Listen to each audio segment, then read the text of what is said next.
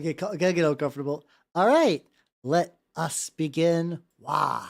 Hello, everybody. Welcome, welcome, welcome. How are apparently I shifted so hard that I caused my camera to rotate. I gotta get some new like sandbags and shit on there.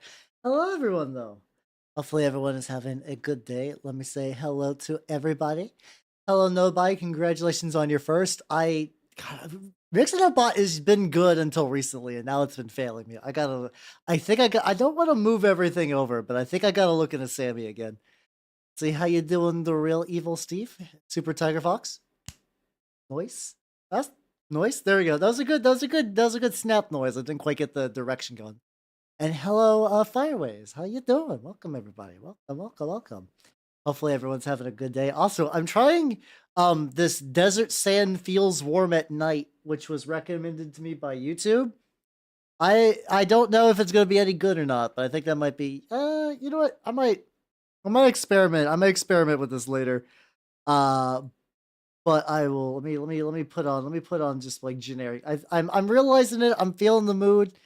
It's loud too. Okay. Let's see. Let's go. There we go. We can change that. Here we go.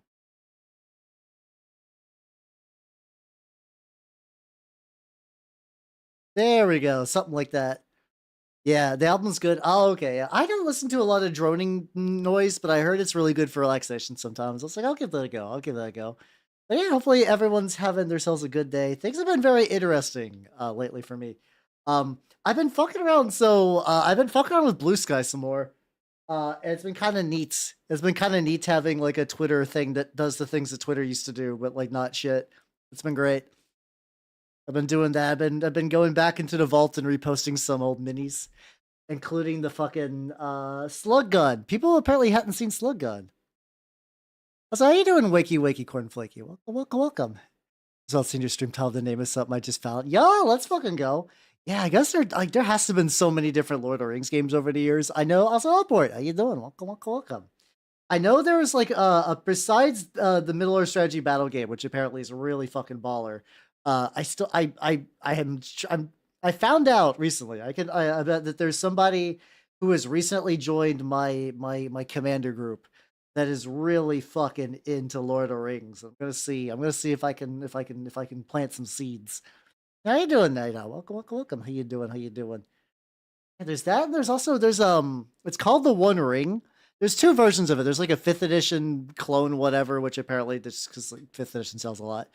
And there is also a standalone, like actual like the One Ring system that's apparently really good. Oh, that's the light. Welcome, welcome, welcome. Thank you for the head pats. Thank you for the head pats. How you doing? How you doing? So it's where's I going with that? Fucking around with new minis. Also, I don't know if this is gonna be a regular thing, but you know what? Listen, let me take a drink real quick. I'm really need a drink. Oh. If you're feeling sick, definitely take it easy. Definitely take it easy. Get yourself a good rest. And hello, Blanc. How you doing? Welcome, welcome, welcome. Oh yeah, I should probably mention. So the models, these are from the Mordor battle host for Middle Earth strategy battle game. Oh no.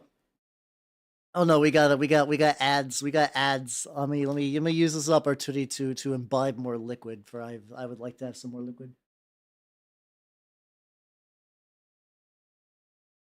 Someday I'll find a way to defeat ads. I remember there's like that. There was like a Twitch guy who figured out the money value of like how many subs he would need to buy in order to kind of like outsmart the system and get like more money out of it while giving all of his followers subs. I don't know if that's something that got like quote unquote patched out, but I guess we'll find out someday. All right, there we go. Yeah, so these are the what's it called? These are the Witch-king from the Mordor battle host, and also this is a wraith from Warp Miniatures. It's a lot bigger than the Witch-king. I didn't really realize in printing the default scale is fucking huge, so he's a big fucking beast. But hell yeah. Oh, the mouse guard. Oh, mouse guard. If you like mouse guard as well, like if you really get into that, it is actually based off of a system called Burning Wheel, which is same engine used for more fantasies, like typical fantasy, but still kind of does the same mechanical things. Not saying you shouldn't play mouse guard. I'm saying like if you want mouse guard and you're hungry for more, that is also another option. How are you doing, Elrin? Welcome. Oh, you're here for Tolkien stuff and how you get the guy who write the elves and you got the guy who isn't elves together at last. Elf writer and elf all together. Oh, is everybody getting sick recently? I quote unquote lucked out, I guess, where I got all my illness out of my system via COVID, I guess.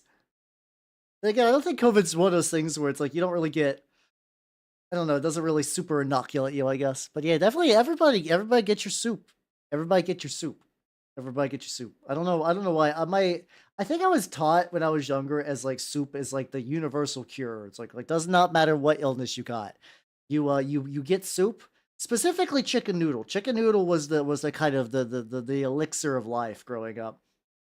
And I've been trying to like I spent a lot of time trying to recreate the family recipe because there was, in fact, like there was one a recipe that was common in my household, but alas, the my adopted mother who did it passed before I could really learn how to cook from her. So I never have been able to quite replicate it, but I think I've gotten it a couple of times like better, which took a while, which took a while. This is Holdwelling, yeah, this is. Oh, hold on. I forgot to kick back on the music, my dudes. Yes. I don't know what Holdwelling's from. Specifically, this lady is like a cover artist, and I've been listening to her a lot lately. She's Isekaji Isekai Jocho? I don't know how the name breaks down. Like I don't know. I think it might be just like a one word name. But I've never like I have to imagine Whole Dwelling is like an anime song or something like that. But I really love it because it uses like a very fun selection of instruments and whatnot. Very, very, very, very fun song. Yay, Blanc! Congratulations on your three stream streak. The out of all the features Twitch has implemented, streaks are pretty fine because like it's a nice way to give you all like extra channel points. I haven't had like a good big thick channel sync thing in a while though, so I'm sure that will come up at some point. I can feel when the Necronica game comes. Assuming no other freak act up, camera froze. Let me fix that. God, Wi-Fi. Gato is burning hot. That's not good. I'm sure it'll be fine. Hey, there we go. We are back. We're back. Why is it so hot? I literally just plugged that in. I hope it's fine. If that thing goes, like I'm trying to think of like what I would do if like let's say somebody just like came into my house with like a big old fucking just like comically oversized mallet and just like crushed my digital camera. I think I'd do the setup where it's like I would unfortunately I'd probably have to rely on camera tracking, like webcam tracking, and just use the funky Apple device in order to get the best quality for this, I guess. Or something like that. Yeah, yeah. But yeah. Where's I going at? I feel like I layered myself with three tangents. This is my problem. In the pursuit of like making sure that there is like a continuous stream of chatter. Uh, not that I'm like, well, there's some VTubers that are terrified of dead air, which is just like when like theoretically dead air would be like if I was just painting in silence for like a minute, without saying anything really, just painting. That's actually not that uncommon for streams outside of like VTuber spaces. That's not like a super rare habit, I guess. But I've been honing my chatterbox craft. But that also means, unfortunately, that means that like in order to stay in that, I'm a very much chatter in the moment. So like I just cycle through tangents. Yeah, it's. I mean, I'm not me personally. I'm not super like upset if there's a lull in conversation in a stream, but I will say the atmosphere between when I do mini streams and like, cause like every now and then I'll check someone else. I'll check someone else's streams just to be like, what's other people doing, or if I raid, and the atmosphere is just so fucking different. Just like the way, because a lot of times it'll just be like somebody will be painting more or less in silence, and then like somebody will say something in chat, and it'll be like, oh yeah, I use this blue, and they just go back to painting in silence, and like It's not even like an inexperienced small mini painter thing. It's like there's bigger ones that do that too. There's like partner ones that do that, which I think some of the partner ones though are also like people who are like multi-classing. It's the dumbest way I could have thought to say that, but that's what that's what leapt out of my brain. Effectively, kind of doing like the I am a miniature painting tutorial coach person. Like I want to sell you a program. I want you to get on my Patreon. I want you to watch me paint, and then sometimes I'll stream on Twitch. Not me, but like that kind of person. Yeah. What's up, Belly? How you doing? Welcome, welcome, welcome. It's painting someone else's minis. Some people might like that though. That'd be a good way to get a backlog done. There we go. Ooh, big stretch. I need that. How you doing, Bellery? Well, I mean, it's YouTube is actually like a pretty common. What's up, Blanc? How you doing? Welcome, welcome, welcome on YouTube as well. I'm still getting used to balancing both, which is definitely going to be like one of my bigger flaws for a while.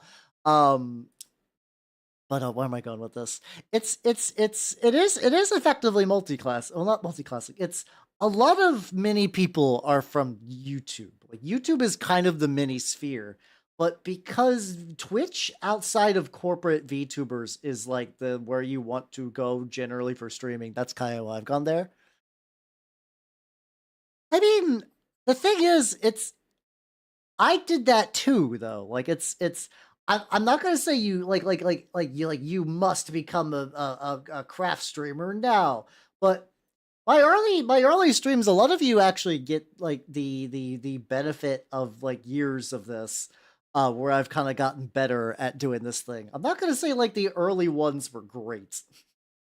They did their job. I think a lot of people they like totally like hate on their early streams a lot because of like scuff or like whatever. I consider a lot of those early streams like good lessons that led to now, and also sometimes like it's like, yeah, I streamed in a V-Roid for a while. What was the primary thing that I think I accomplished from that? Um Getting enough experience to know what to do for painting, and also eventually escaping V-Roid. How you doing, HRS? How you doing? Welcome, welcome, welcome. How you doing? I'm painting some various Witch Kings.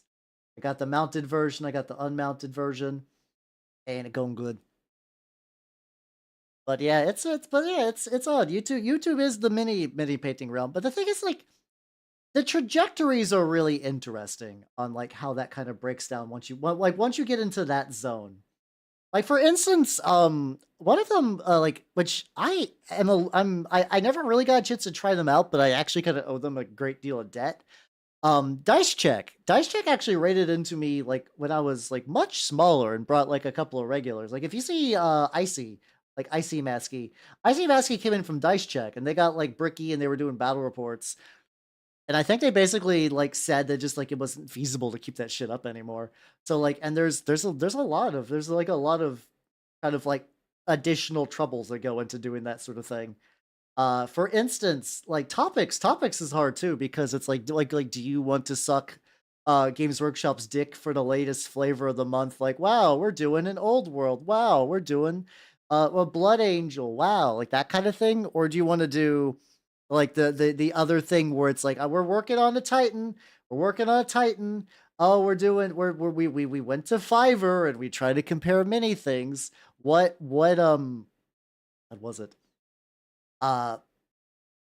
Is 3D printing going to kill Games Workshop? No, that happens a lot. What's up, No Need for Gravity? How you doing? Welcome, welcome, welcome. I was very happy about that. I've for context, how you doing, Gravity?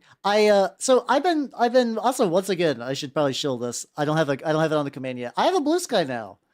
I got a blue sky. Yippee! Check it out. Let me link that. Let me link that. So there's my blue sky. It's just going to be a lot of overlap from my Twitter for a while until I figure out exactly what I want to do with that. But the reason I mentioned that, the reason I mentioned it is I've been going through my minis and I've been like looking for stuff to repost. And I found my lad, the slug gun, which is more of a maggot gun, but whatever. I call it the slug gun sometimes. I was like, okay. You should do it. It is open to the public now. You no longer need invite. Yeah, oh god, it's even with the Twitter size, it's still very large. Hold on. Transform. Oh god, you can always see that. At least that time it's like not dust, and that's just part of the ropes. Let's see, if it stretched. Oh god, not stretched. No, that was the wrong. That's the wrong transformation. Transform. Fit to screen. There we go. It's him, the boy. This is my Turnip 28 stump gun, and Mr. Max Turnip himself was like, ooh. Ooh. Also, little Horace Lupercal. Thank you for the follow and welcome to the workshop. I like the idea of little baby Horace because, like, I guess technically that's always the funny thing with Primarch stories. It's like they land on a planet, they're a baby. They beat the fuck out of all the local wildlife until someone adopts them, and they're like, you know what? This baby is like 4 foot tall already and killed all of my best men. You will be my son. It's great. It's great. Oh, oh, on the slug gun? Oh yeah, the slug gun lores. I have a guy. I still haven't finished him yet. Actually, the reason why I haven't is because I'm trying to get a good like base for him. But now that I can 3D print bases easier, I might have to do that. It's the Baron, which is done by a guy on Colts that I don't have his name available. He's got like this model is like fucking like Turnip and James and the Giant Peach together, and I really love it, and I really need to finish it. The problem is also the architect. Welcome, welcome, welcome. Yeah, I do got a blue sky. I do got a blue sky. Probably keep shilling that there. I was like, he's got like so I was going like trying to figure out what I want to do with the lore on them. I was like, yeah, it'd be fun if like this thing, like everybody in Turnip super mutated. So it's like, all right, that guy got his legs blown off, and now the crew have been just feeding it scraps, and then they put their gun on it, but they don't have the heart to tell him that that's his leg. I it's odd because like James and the Giant Peach is a fantastic movie. Like people like, especially just in terms of like beautiful animation stuff. And like everybody's pretty much on board. Like, yeah, Nightmare Before Christmas, mwah, Chef's Kiss, excellent.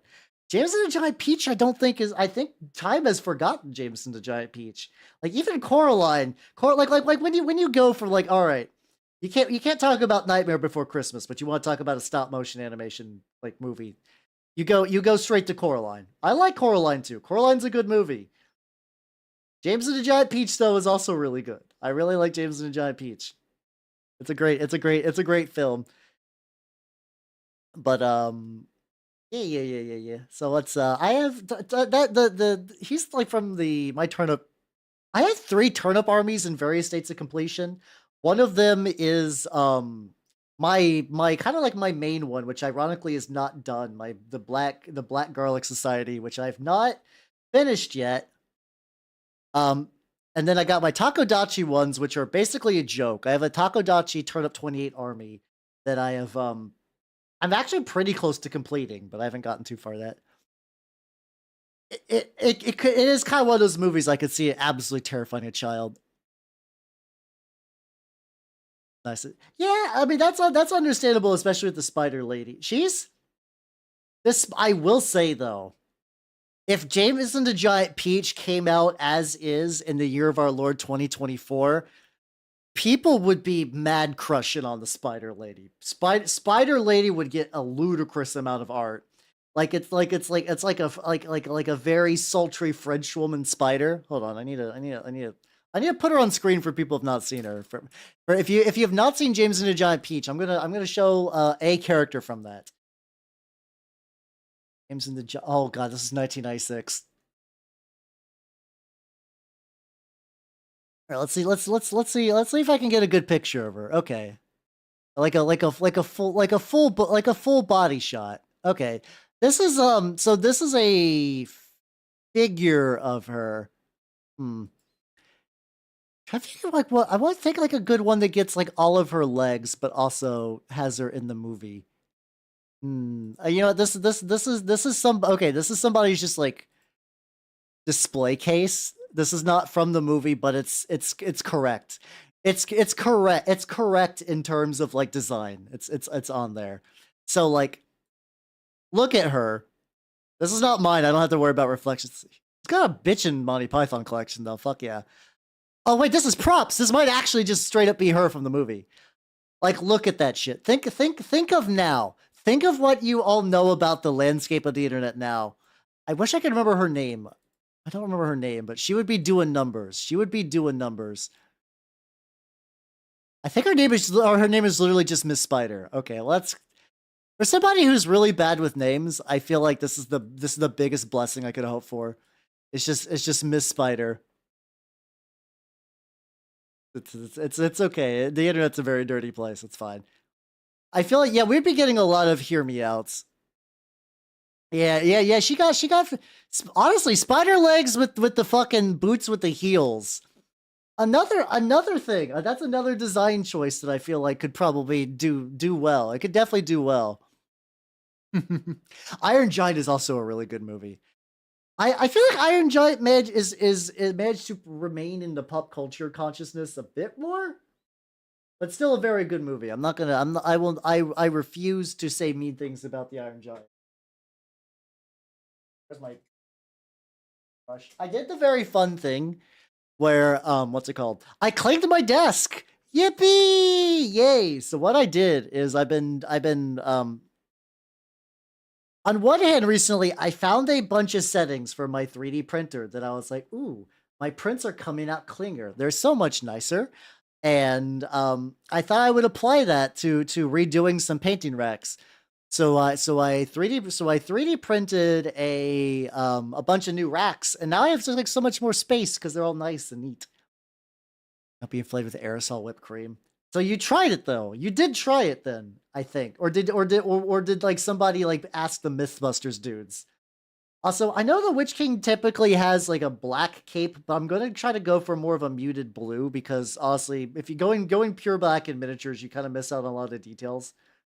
A lot of the tips and tricks on whenever you paint black on miniatures is you actually just do blues. Oh, you tried it just like on an afternoon. That feels like a very afternoon thing. You're like, you know what? You got a bunch of you got a bunch of Twinkies, you got a thing of like fucking aerosolized whipped cream. Oh, you immediately did that. You immediately did. At least you can make the fucking turkey wiener sandwich from like UHF. I mean, that's just putting a hot dog inside of a Twinkie and then putting whipped cream on top. That'll work. That's legit.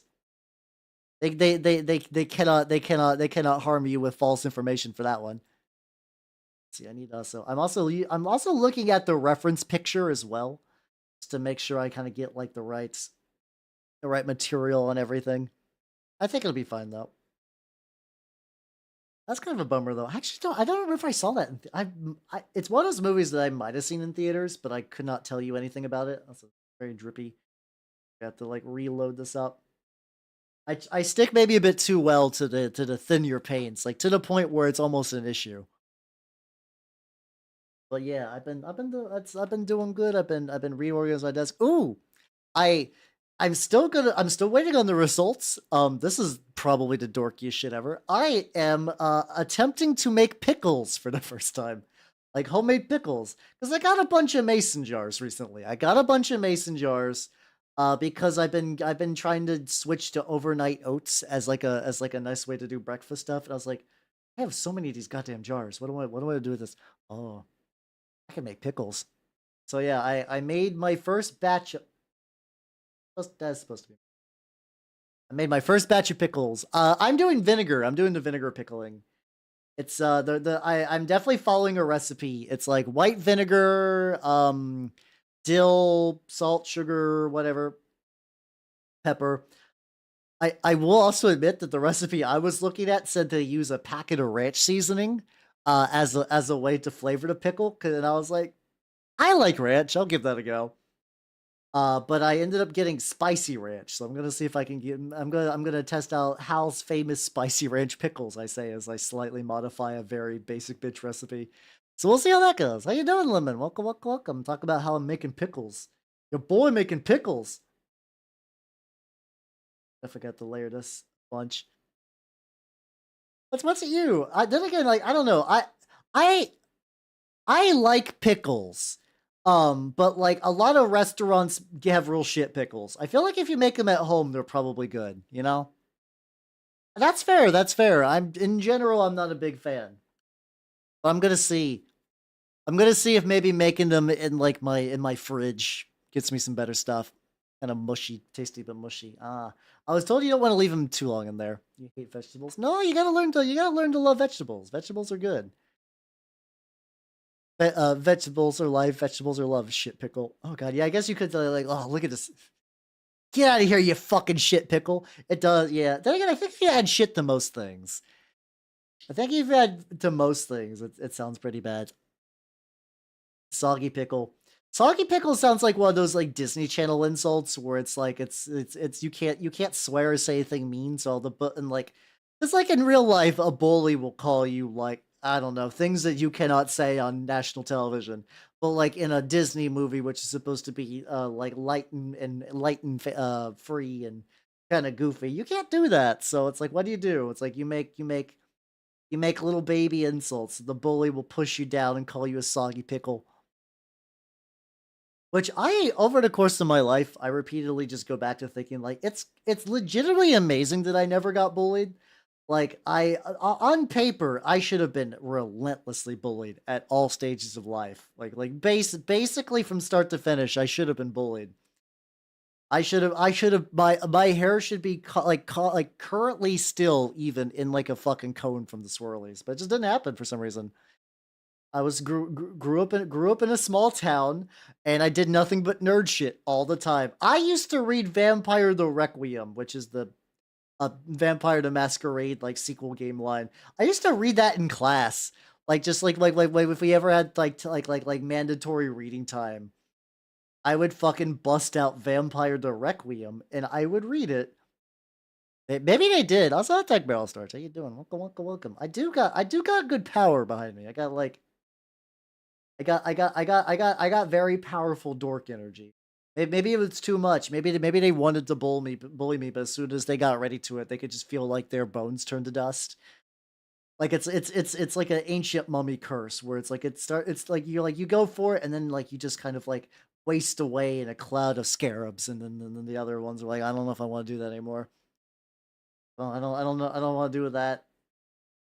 Don't want to deal with that. They didn't get me angry enough to like bring in the katana I ordered off of eBay. Did not show those bullies whose boss is like unzip katana, but in real life. I love the phrase unzip katana so much. I love it so much. But it's such a very specific phrase. Like it's such a very narrow way of joking around. It was a very funny way of joking around, of like making fun of like kind of like very early proto weebs that like a lot of people do not know the context. Or she got ignored. Yeah, exactly. The thing is like I don't think like getting ignored as a Dorcas is not too bad. You could really like you could do a lot worse than just getting left alone in your dork corner just doing dork shit. Also, I gotta say that the Warp Miniatures Wraith mini, it's funny because they're very apparent. They were very transparent. They're like, we made this, definitely not after a famous work of literature. Definitely weren't inspired by some sort of very specific fantasy ghosts. And like that's like, and the thing is like a lot of times in the 3D printing sphere, like there's a lot of Games Workshop like parodies. So I think it's refreshing when we're like, yeah, we made a Lord of the Rings thing. And like, yeah, you could be like, yeah, you can get this for the Middle Earth strategy battle game. You could. But it's also just kind of it's just neat. It's just neat that you're like, we're just making a Lord of the Rings Wraith. Fun. Also, I do like this blue color now I think of that. I anticipate. I guess at that point when you're like full on like school war with another school, you don't really have time to get bullied by the locals. You got other shit going on. That other shit going on. See you lad. These are interesting because like on one hand they're like a relatively simple color scheme, but I also don't know if I'll get them done today or not. Or at least the base model done. I don't know about that. I don't know if I'm going to get much farther than that. We'll see. But I was like, I woke up like sometimes like I'm still a very like I'm like a temperamental painter. where it's like I woke up today, I was like, I don't want to paint orcs. At least not now. I still have like 12 orcs I need to do, and then I have another 12 orcs that I haven't even primed yet, but they're the other ones are kind of on there. That's all, Nitrous. How you doing? Welcome, welcome, welcome. Yeah, it's honestly one thing I think that's really no orcs. Well, even if I was gonna do orcs, it was gonna be orcs with a C, not orcs with a K. But yeah, it is pretty cool where it's like you can there's like a generic Nazgul profile. And that's specifically for like if you're running the like I think it's called like the Black Writers list, which is just like you remember at the very beginning of Lord of the Rings, Fellowship of the Ring, when all the Nazgul are just chasing around the hobbits. Like you can run that list in the game. Apparently it's like relatively all right. I don't know how great it is. You just do all 9 Nazgul on horseback. And in that case, in order to make things as cheap as possible, you do like what's it called? You do like the Witch-king of Angmar gets his special profile because he's the most specialist Nazgul of all. And then you just run 8 generic ones on horseback. Or rather Nazgul Frodo. We were. Someday maybe. I think that would be kind of a neat place, because like the one thing that's kind of rough for the Lord of the Rings game, it's like I mean, and I think Games Workshop legitimately did a good job of picking factions for that. It's like they did everything you would want to play, and if you didn't have immediate access to that, they would add it in like a sub book later or something like that. But it's like you run out of things from the story. And I do wonder, in an alternate like universe where Rings of Power wasn't shit, like there's got to I wonder if like there was a thought that if Rings of Power was going to be like a success and everybody was going to love it, that they would continue the war game that way and just be like begin giving you minis from that show. But like I was kind of amazed where it was just like I figured it was gonna be bad, and then it got like dunked and then immediately discarded by like just immediately forgotten. Like nobody remembers it. No one dares speak of it.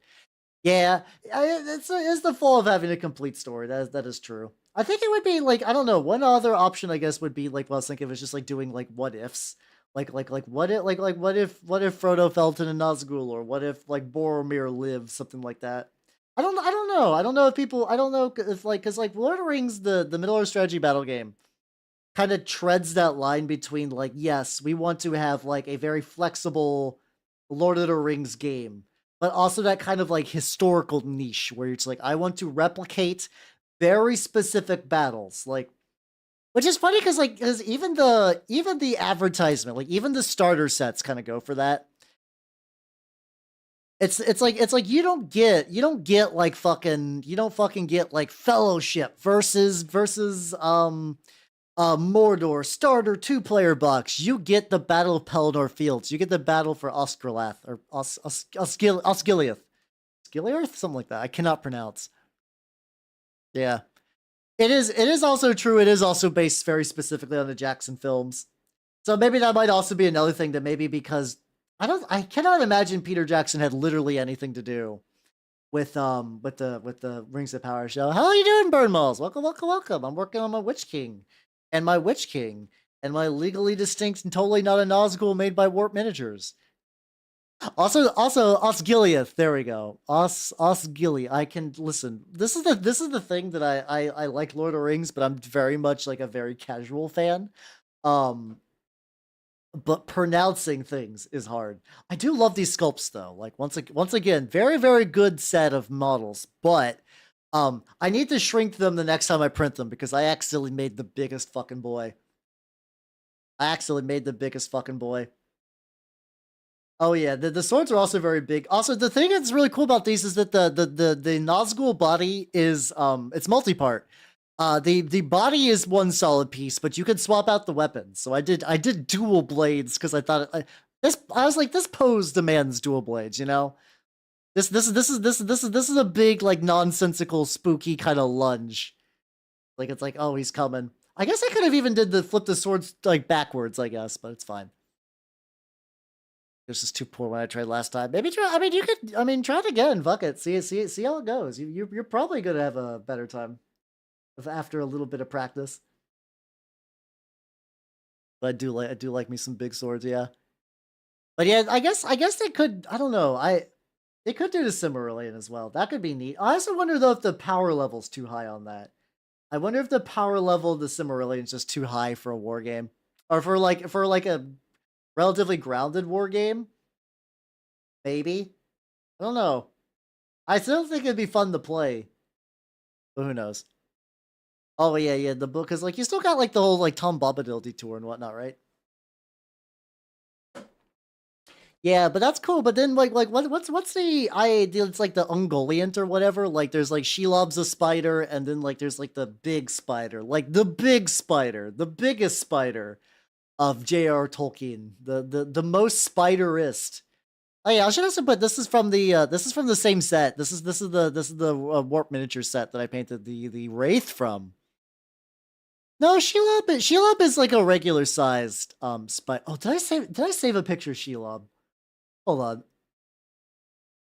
I need okay, the paint's drying. I need to show you. I need to show you all. Shelob has a mini in the Middle Earth strategy battle game.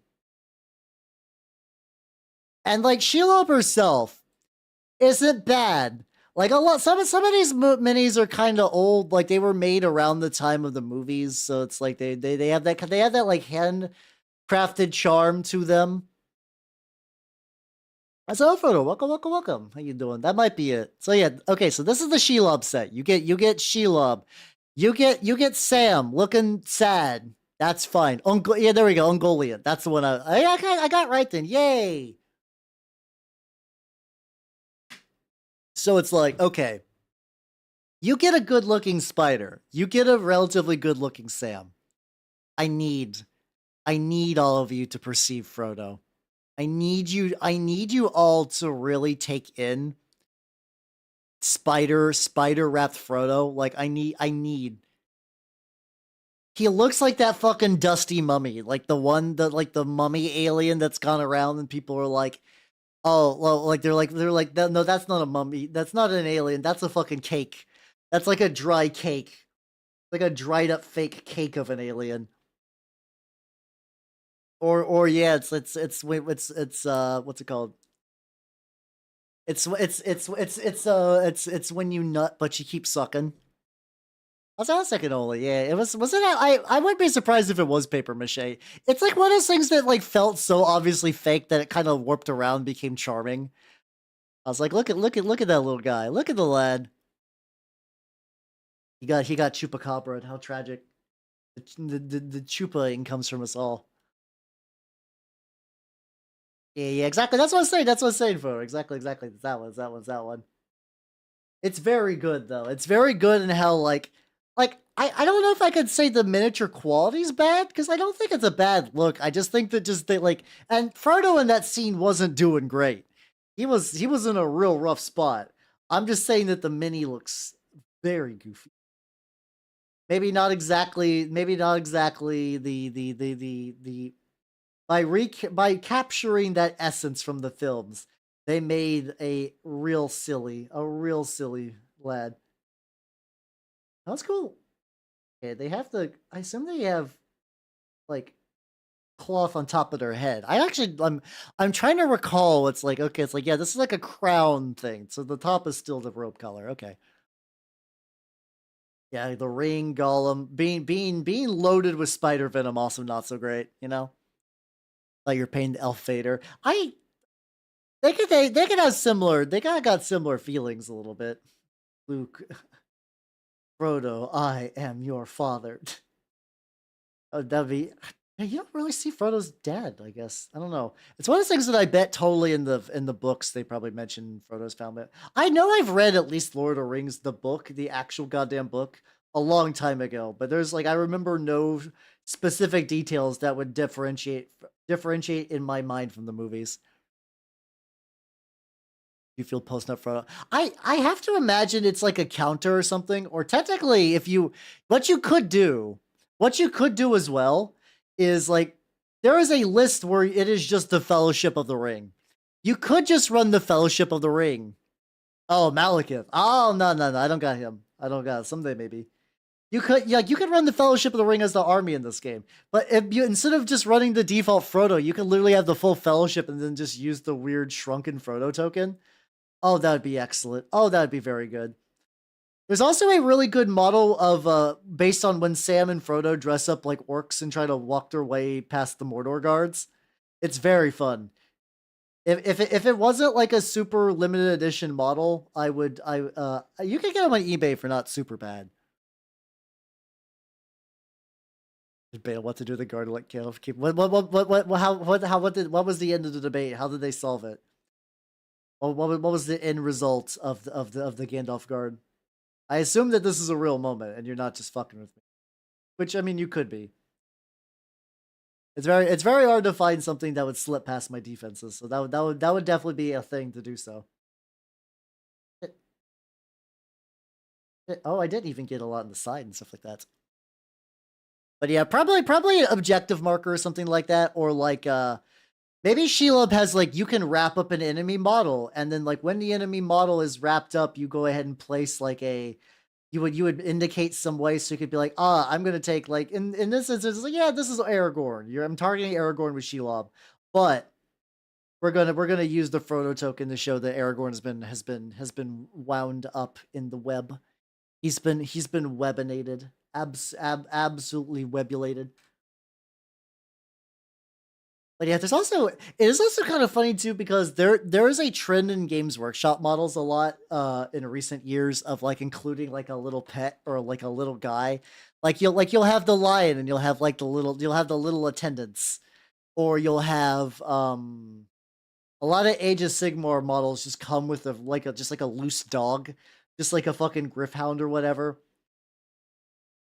It almost kind of feels like maybe an early version of that, even though I'm pretty sure that was not their intent. Also, these models, as much as I like them, they are very definitely showing their age, and there's like a lot of like weird, awkward mold lines trying to get everything to fit. I was like, man, this shit do be rough. God, demotion was sent to ride with Theoden. Okay, you could do worse, I guess. You could be locked in the dungeons. That's not too bad. He might have died in that battle. There's worse. I don't know if there's much worse than that, but like, not the greatest fate, but probably an Ike one. Whatever. Oh, why she just want extra? That's true. Yeah, I think the lions little extra dudes do have separate bases, but yeah, I don't mind. Also like one thing I kind of like about Cities of Sigmar. Basically, do you guys kind of know the idea of like medieval like marginalia? Like basically like when a monk is transcribing the same book for the 8,000th time, they might just doodle a fish with legs because like they're just so goddamn bored. It's like when you're a secretary and you decide to fuck around and like do a little workplace doodle. Like it's just that, but for monks. Cities of Sigmar actually made those into like little bits on some of the models. Like they made them as like effectively little warp spirits. Like they're not daemons because effectively they're kind of manifesting by the devotion to Sigmar. But I think they were neat. I don't know. I'm like 50-50 on whether I like the new Cities of Sigmar line refresh. I don't like that a lot of my Cities of Sigmar got squatted, even if I know that was going to happen. That was just kind of a thing that was going to happen. But what's going on? What's my brain thinking? But the designs aren't bad, but I don't like their helmets. I'm very picky on helmets. Like a good helmet will save a design, but also a bad helmet will ruin one for me. Like in a lot of the Cities of Sigmar models, their helmets they got like a bucket helmet, but not in a bucket helmet that I like kind of way. So it kind of tamps down my boner for like I must acquire these. Like no, I'm good. I'm good. Yeah. Okay, that's a reasonable debate. That's a reasonable debate. You're like, yeah, I know what you were doing, but you still kind of technically fucked up by the letter of the law. Um, So we're gonna put you on like a relatively, and then you get your shit murdered by orcs. But I mean, a lot of people in Lord of the Rings get their shit murdered by orcs. Like that's not even like a particularly unique case, I guess. It's not ideal. Imagine most people don't want to be murdered by orcs, but there's not much you can really do about that. The good old Age of Cities of Sigmar medieval codices. In the beginning, there was Sigmar, and Sigmar was pleased. Oh, you know, the ghouls have gotten like, because the Flesh Eater courts, even prior to their revamp, weren't bad. They were based on a very limited number of kits, but they were relatively ite looking kits. But and the whole, they want to be knights and like they want to be kind of like courtly, but they are incredibly delusioned, insane cannibal undead. Was great in the lore, but it was never properly conveyed through their models until recently. And I do very much like that. Like, you can get a model now that's like, yeah, we're talking about Flesh Eater courts, where now you can actually get a model that reflects that. I am very pleased that that's a thing you can do now. I got some coming in the way from my wonderful sponsor, Collectible Squids. Also, I should also shout out that the Witch King, actually, and even the orcs. I feel like I might have mentioned this a couple of times, but if I did not in recent memory, Squids actually kind of like Games Workshop, apparently had some extra credit, and Squids was like, "Hal, do you want anything?" And this is right after we did our Lord of the Rings watch along. I was like, "Squids, could I get the Mordor battle host?" He's like, "You got it, buddy," and I got it. And Squids is really cool, really nice dude. Spend money there, spend money there, spend money there, spend money there, spend money there. You know you want to. Um, how do you feel? How do you feel then about the great Brett's return? How do you feel about the Brett's return? I'm one of the weirdos that's technically preparing for the old world, but I'm doing it by refurbishing a old army. So it's been going ite for me. Malls are fantastic. I'm glad you're having a good time then. Hell yeah. Hell yeah, hell yeah, hell yeah, hell yeah, hell yeah. They do look pretty rad. I can't get invested in another army, especially with the Flesh Eaters courts. I think that's fair. The thing is, like, it's odd because like there's definitely a type of person that was like, there was never a replacement for Warhammer Fantasy after it died, and it's like, no. Oh no, there was tons of them. There was Ninth Age, there was Kings of War that was still going on. There is straight up Oathmark is another option. You got Lion Rampant. You have options. And I know it's like the Warhammer will always like commandeer the most space at the game store. But like there was an 8-year lull. There was an 8-year lull between like when the old world got killed off and when the old world, the sequel series game came back. Like, you weren't playing anything else in the meantime. Yeah. Yeah, you have to pay them a lot or else it's not a real game. That's true. That's true. I think Flesh Eater Courts, especially now, would be a really good army to get into the Age of Sigmar. Legitimately, too, also, Age of Sigmar is a better, generally, in my experience, a better balanced game than 40k. So if you're ever getting sick of 10th edition shit, Age of Sigmar, I believe, is in a much better spot. Like, a 3rd edition launch was kind of rough, but it's getting better. It got it's not good, but it got a lot better. Like, it just needed some extra books to come out and things to kind of rebalance and whatnot. So it's a relatively put together now. Now just restock horrors. That's the thing. Games Workshop stock has been incredibly bad. It has been incredibly awful. And I don't know if this is necessarily 100% confirmed, but apparently Games Workshop has sent out a thing to distributors in the US to stop doing restocks for a while, which is troubling because we were just so fucking close to getting the goddamn paint along project to get all the stuff. We were missing specifically like a couple of paint lines. And we're waiting for some paints, and then they were going to get restocked, and apparently now that happened. I think Games Workshop has just been having a terrible... Yeah, there was like something about ice storms in like Massachusetts or something like that. Hold on. I think I have somewhere deep in my information. There was a... What's it called? there was a, and there it's a Spiky Bits, I think, article that I saw. And Spiky Bits is like kind of shaky. It's kind of it's like Spiky Bits is kind of like a big Warhammer news place, right? And like on one hand, they've done some kind of really questionable stuff in the past, but they're still kind of generally like relatively I found the article. If you want to, I'm gonna post it. I need to reconfirm if anything on there, but like I wouldn't be surprised if it's a combination of ice storms and like Games Workshop already has a hard enough time keeping stock in stock. Like it's kind of been a problem for a while of them just being unable to keep their own goddamn like hey, do you remember when they decided to release the final book of the Horus Heresy in a very spicy limited edition run, and it immediately got all bought out and then scalped and then sold on eBay for like 3 times the price on what was already an expensive limited edition of a book? That happened like last week.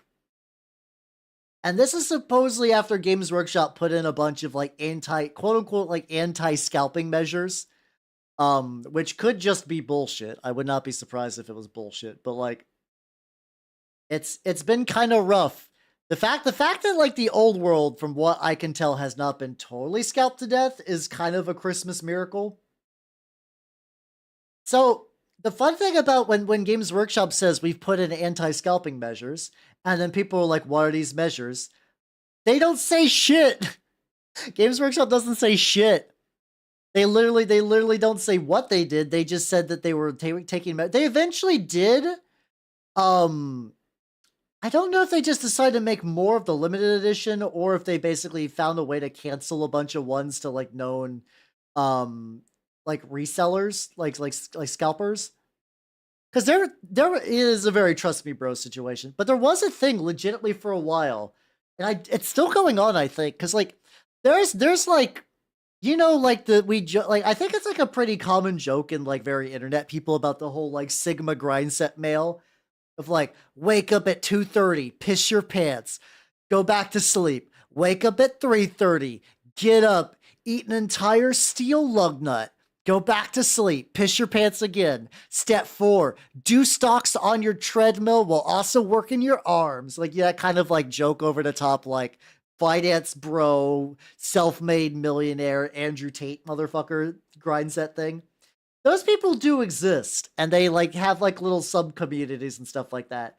And a lot of them have been posting pictures of like, yeah, these are all the yeah, real Peter Turbo stuff, exactly. But like they'll post pictures of like, this is the scalp haul I got. Like I scalped all of these from Games Workshop and I'm gonna sell on eBay. Cause like here's also the thing too, and this is the sad part that enables scalpers.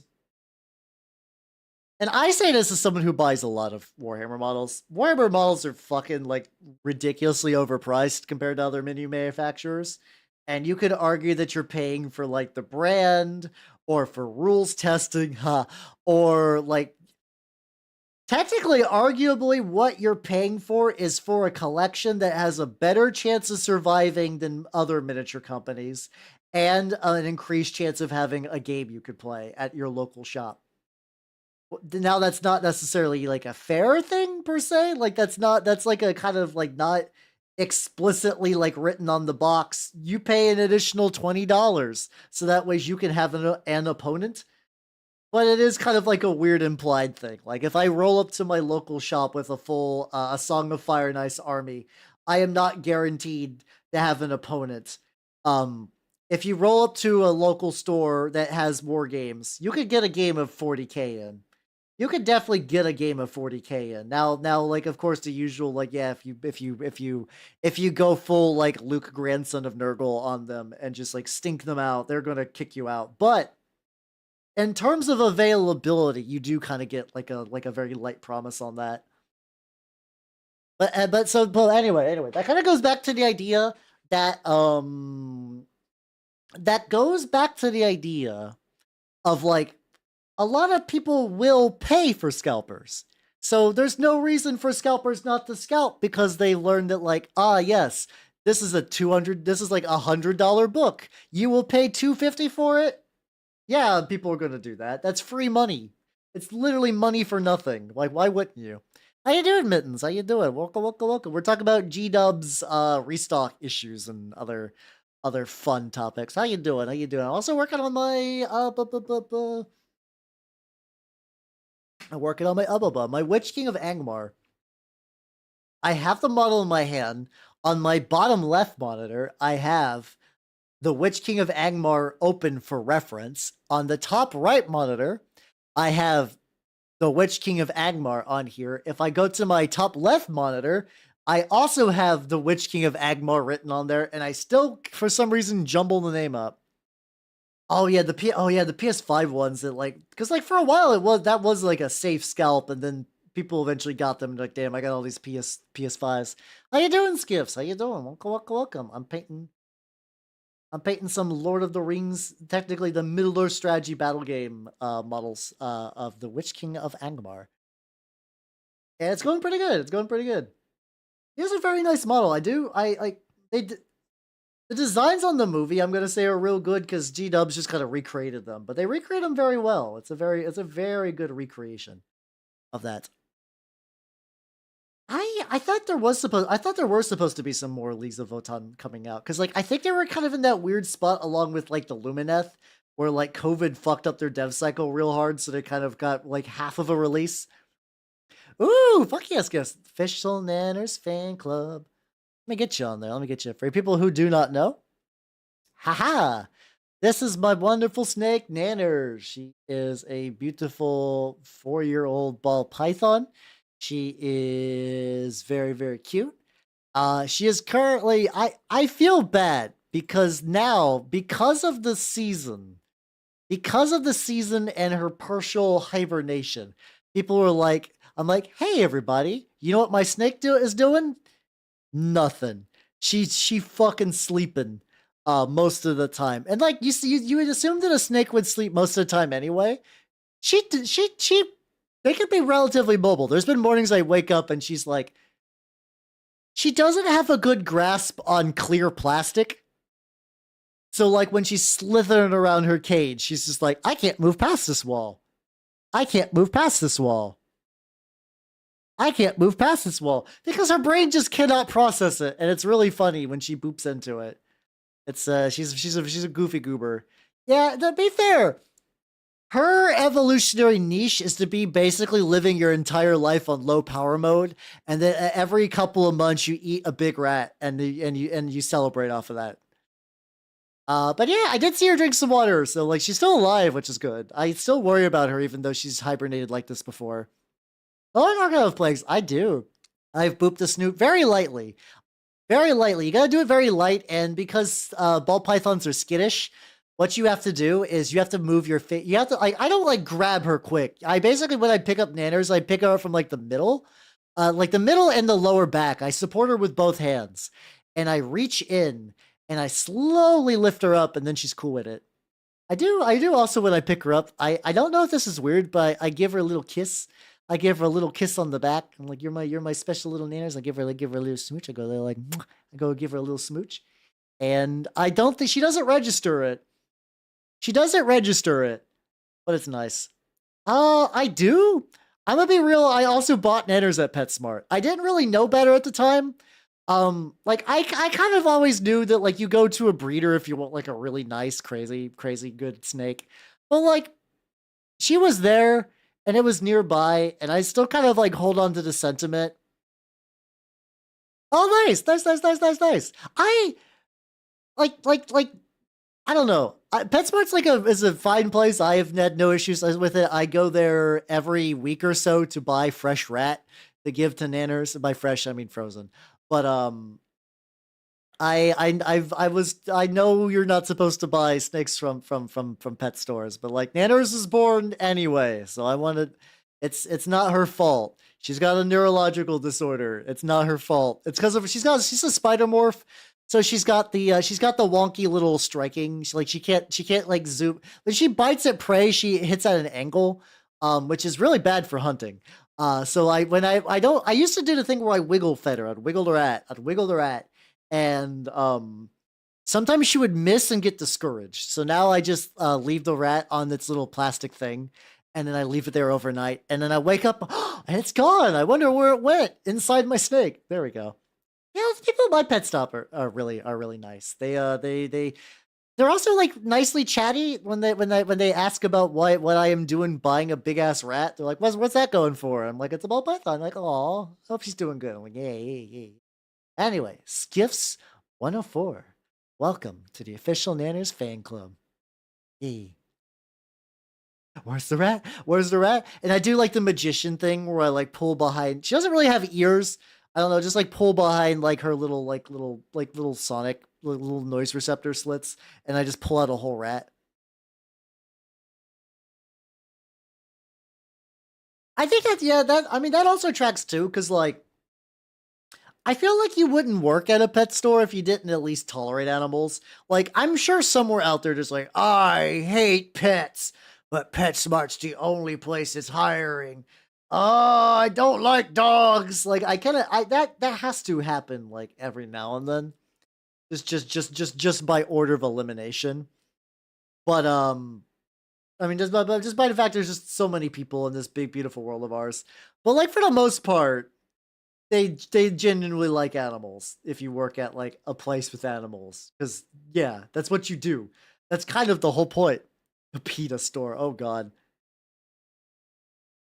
What was PETA? The last thing I remember from PETA is I think because like in Power World you can capture people, and I think they tried to do like a whole pets or slavery thing again.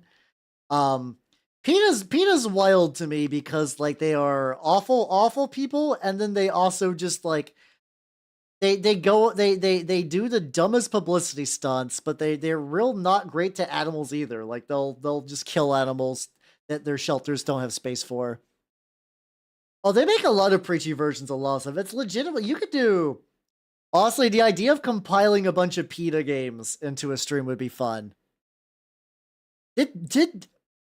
I don't remember when PETA tried to cancel the Space Wolves. I will believe it.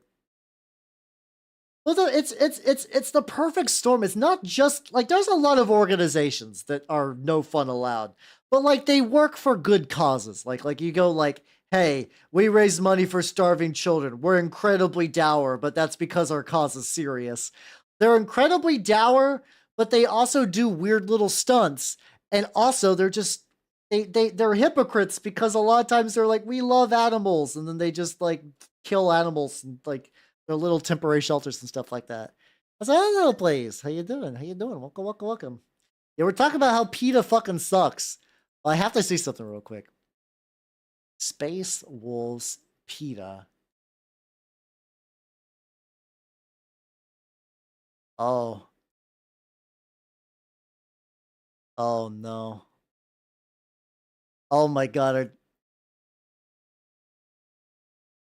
Oh no.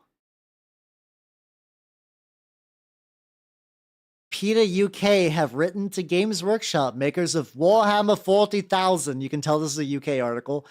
In its myriad tabletop game modes, asked him to cease depicting imagery of its myriad characters wearing animal fur and make them fur free. Is that still up? There's no way that's still up. This is from like. Oh. Oh no, it's still up. Oh, it's still up. This is directly from them. The grim, dark, battle-hardened warriors are known for their martial prowess, but wearing the skins of dead animals doesn't take any skill at all. Indeed, nothing on the bloody battlefields of Warhammer's conflict-ravaged universe could match the terrible reality that foxes, minks, rabbits, and other living things experience at the hands of the fur trade. Those killed for their fur typically invariably. Okay, then they're just talking about how, like, it sucks to be a poached animal. I agree with that. But like, it's just very funny because it's like, out of all the shit, like going after like 40K for having wolf pelts on Space Wolves is very funny. It's the most bizarre hill to die on. It really is. Because like this is a universe where there's probably more models wearing skin pelts, like made of human skin pelts. I own models that I have painted that are wearing bloody human skin, like on the regular. And they're like, no, but listen, Space Wolves, I think, yeah, Flayed Ones even as a concept. Matt Ward, finally Matt Ward earns the W in his last name. That's very fun. Like if you get dunked on by Matt Ward, you gotta rethink your life choices. You know, it's things aren't looking good for you. Things have gone horribly wrong if fucking Matt Ward is like you are being silly. I mean, but I also like it's funny because like the impetus of that. We know it's PETA being dumb. Also, hello, Dusk, how you doing? It's specifically because I didn't know until today that they try to go after space wolves for having wolf pelts on their armor. And I have to imagine that like because like PETA doesn't fucking know the Warhammer lore. There are Space Wolf players that don't know the Warhammer lore, but like the implication that they're like, ah, yes, in order to become a Space Wolf, you must go into the tundras of Fenris, and you must kill a mink and put it on your armor. I'm not saying all of them. I'm saying there definitely are some. But to be fair, that's fine. There's a lot of people that are like, why do you like them? They're Vikings. They're Viking Space Marines. That's it. That's fine. That's whatever. Totally fine. I'm just making joke. But yeah, the God Emperor is a vegan. Did they actually the only depiction, funnily enough, the only time I'm aware of the God Emperor of Mankind eating or drinking was fucking Lehman Russ. Apparently, like when the Emperor did the thing like you're my boy, I'm picking you up. And then Lehman Russ is like, ha ha ha ha ha, challenge me to a duel. Apparently Lehman Russ out ate and out drank the Emperor, which is very funny. I do enjoy that. I do enjoy the idea because like Lehman Russ won. He won the eating and drinking parts, but then during the trial by combat, the Emperor fucking like destroyed his shit. Which I mean, yeah, yeah. I mean, he was a drunkard and a glutton at the time, but honestly, good for him. Good for him. He deserves it. I love it. The thing is, like, I don't know. I would like maybe this is an edgelord in me, or maybe it's the mimic speaking. If I had a chance to get like ethically sourced human leather stuff, like get like a fucking human leather wallet, maybe that might be fun. That might be neat. It does also feel very Drukari at the same time. All right, where's my wow, guys? You know, I'm. It's odd. It's almost like if you organize your paint collection, you know where all your paints are. Isn't that funny how that works out? I did recently do like a full reorg. Yeah, I know, right? It's wild. I barely believe it myself. I did do a full like desk cleanup and reorganization recently, and it's good actually. It's because I now have all of my paints on little racks to the left, and on the right is where I keep my waters, the both of the paint and the drinking variety. I keep them in very different containers though. No Inquisition, no, please, no. I mean, they would destroy me anyway for being a filthy Xeno. So like, who cares? I don't have to be a good boy for the Emperor. I would never be invited to the cool loyalist club. So who gives a shit? I know I'm feeling very nutty. How's all do guys you doing? Welcome.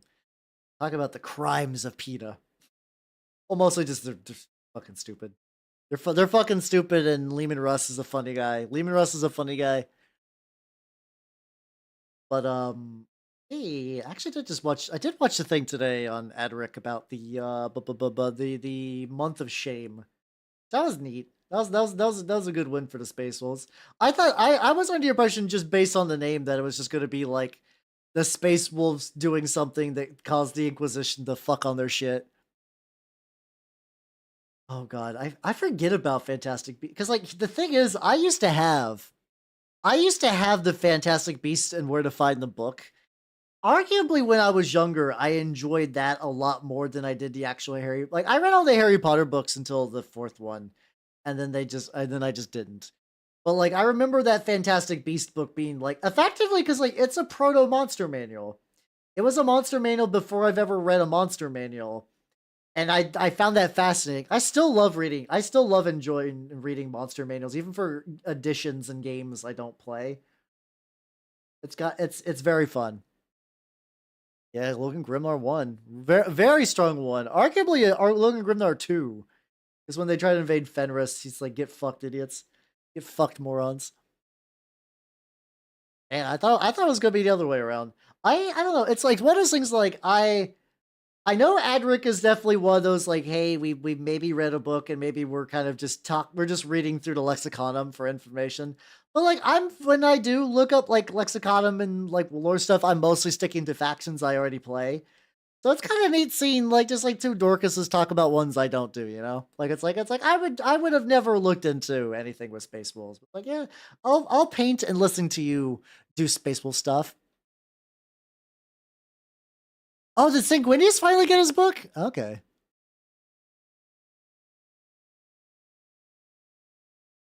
So there first for the creatures and wages short form of grove warfare. Ooh. The launderer.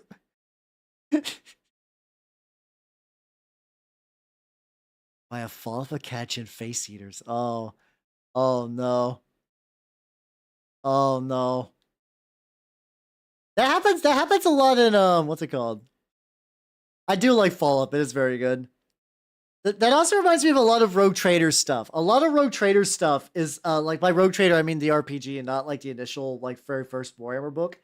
Um is usually like, yeah, one of the crew members brought in like the Rogue Trader brought in a very strange artifact, and then when somebody was nearby, it awoken and just killed everybody.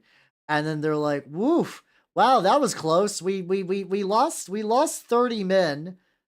So honestly, it was a good day. Minimal casualties. And it's like, oh, that's fun. That's fun. Chad the biggies. No, don't even use the word soy jack as a joke. I hate them. I hate all of. I hate every lazily traced MS Paint mutant motherfucker. I despise them. They're ugly and they clutter the internet. My rage is unending.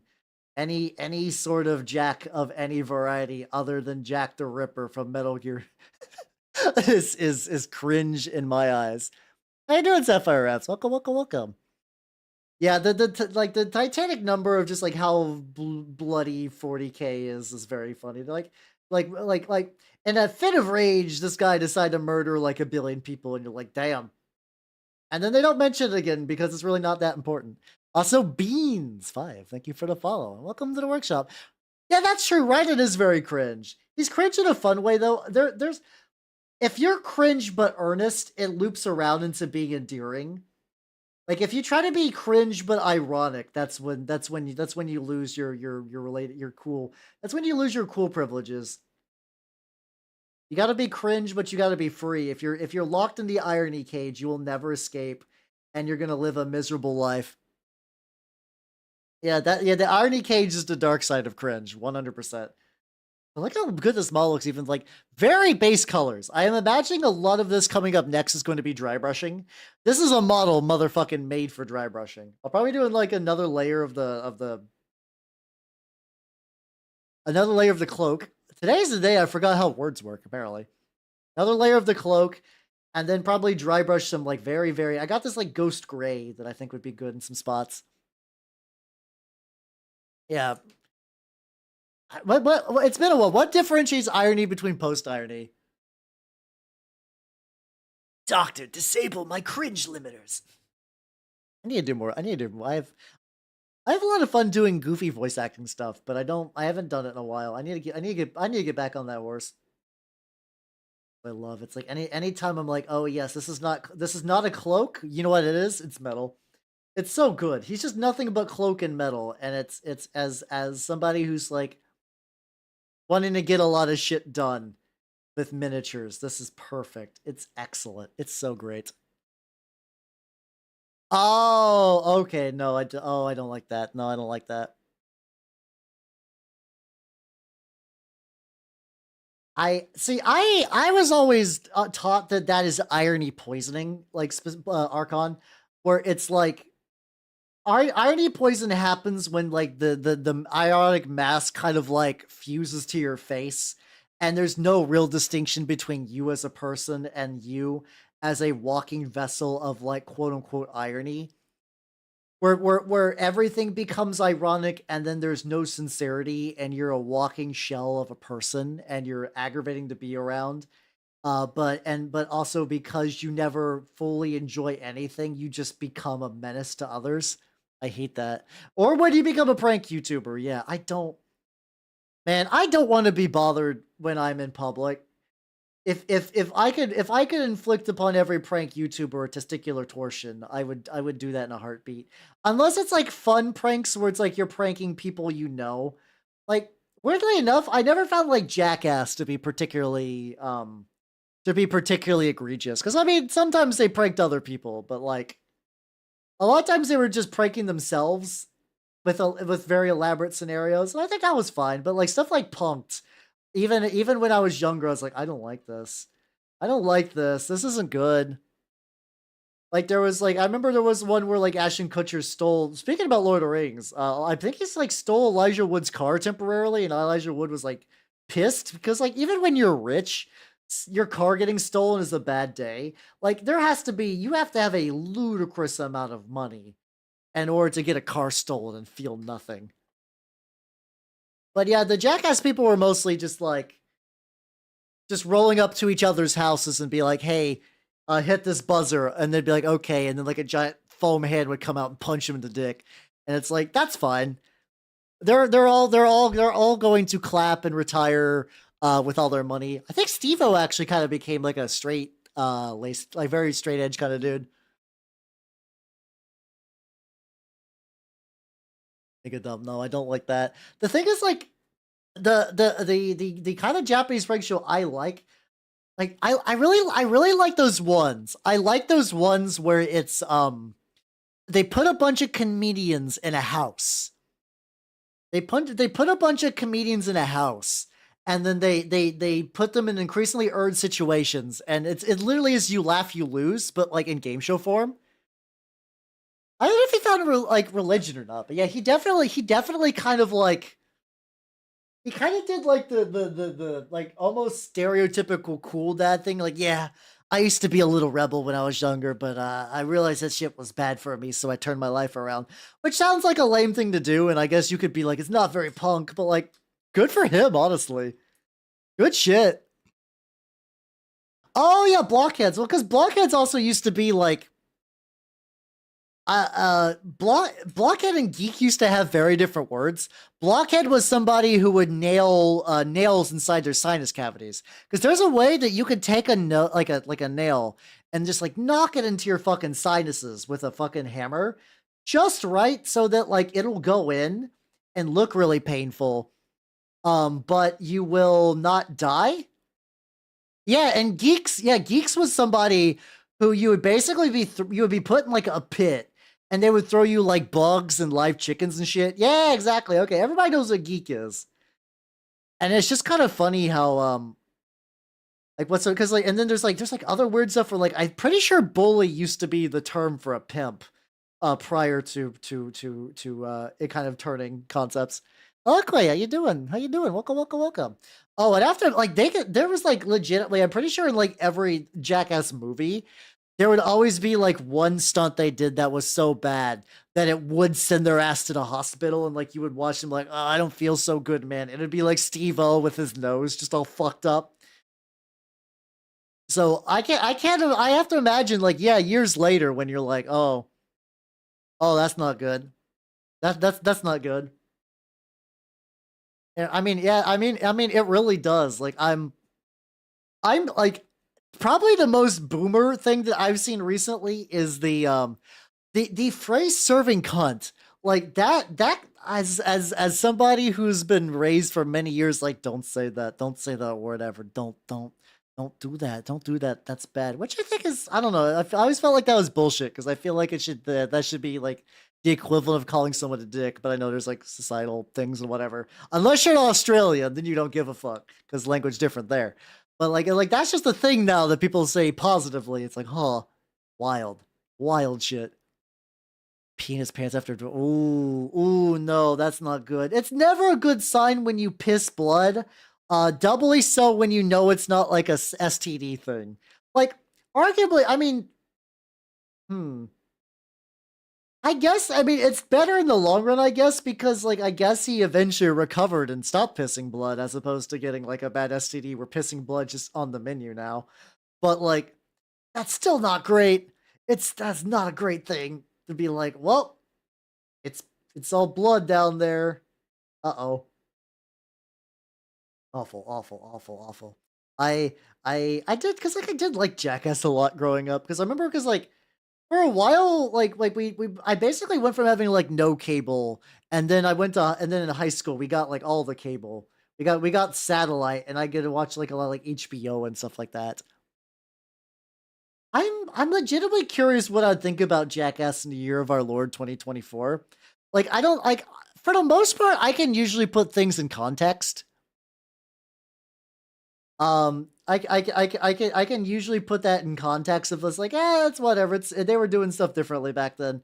I mean, I'm sure a lot of the stunts are still like have still the reaction they want, which is, oh god. Like, I think that's their general reaction they want.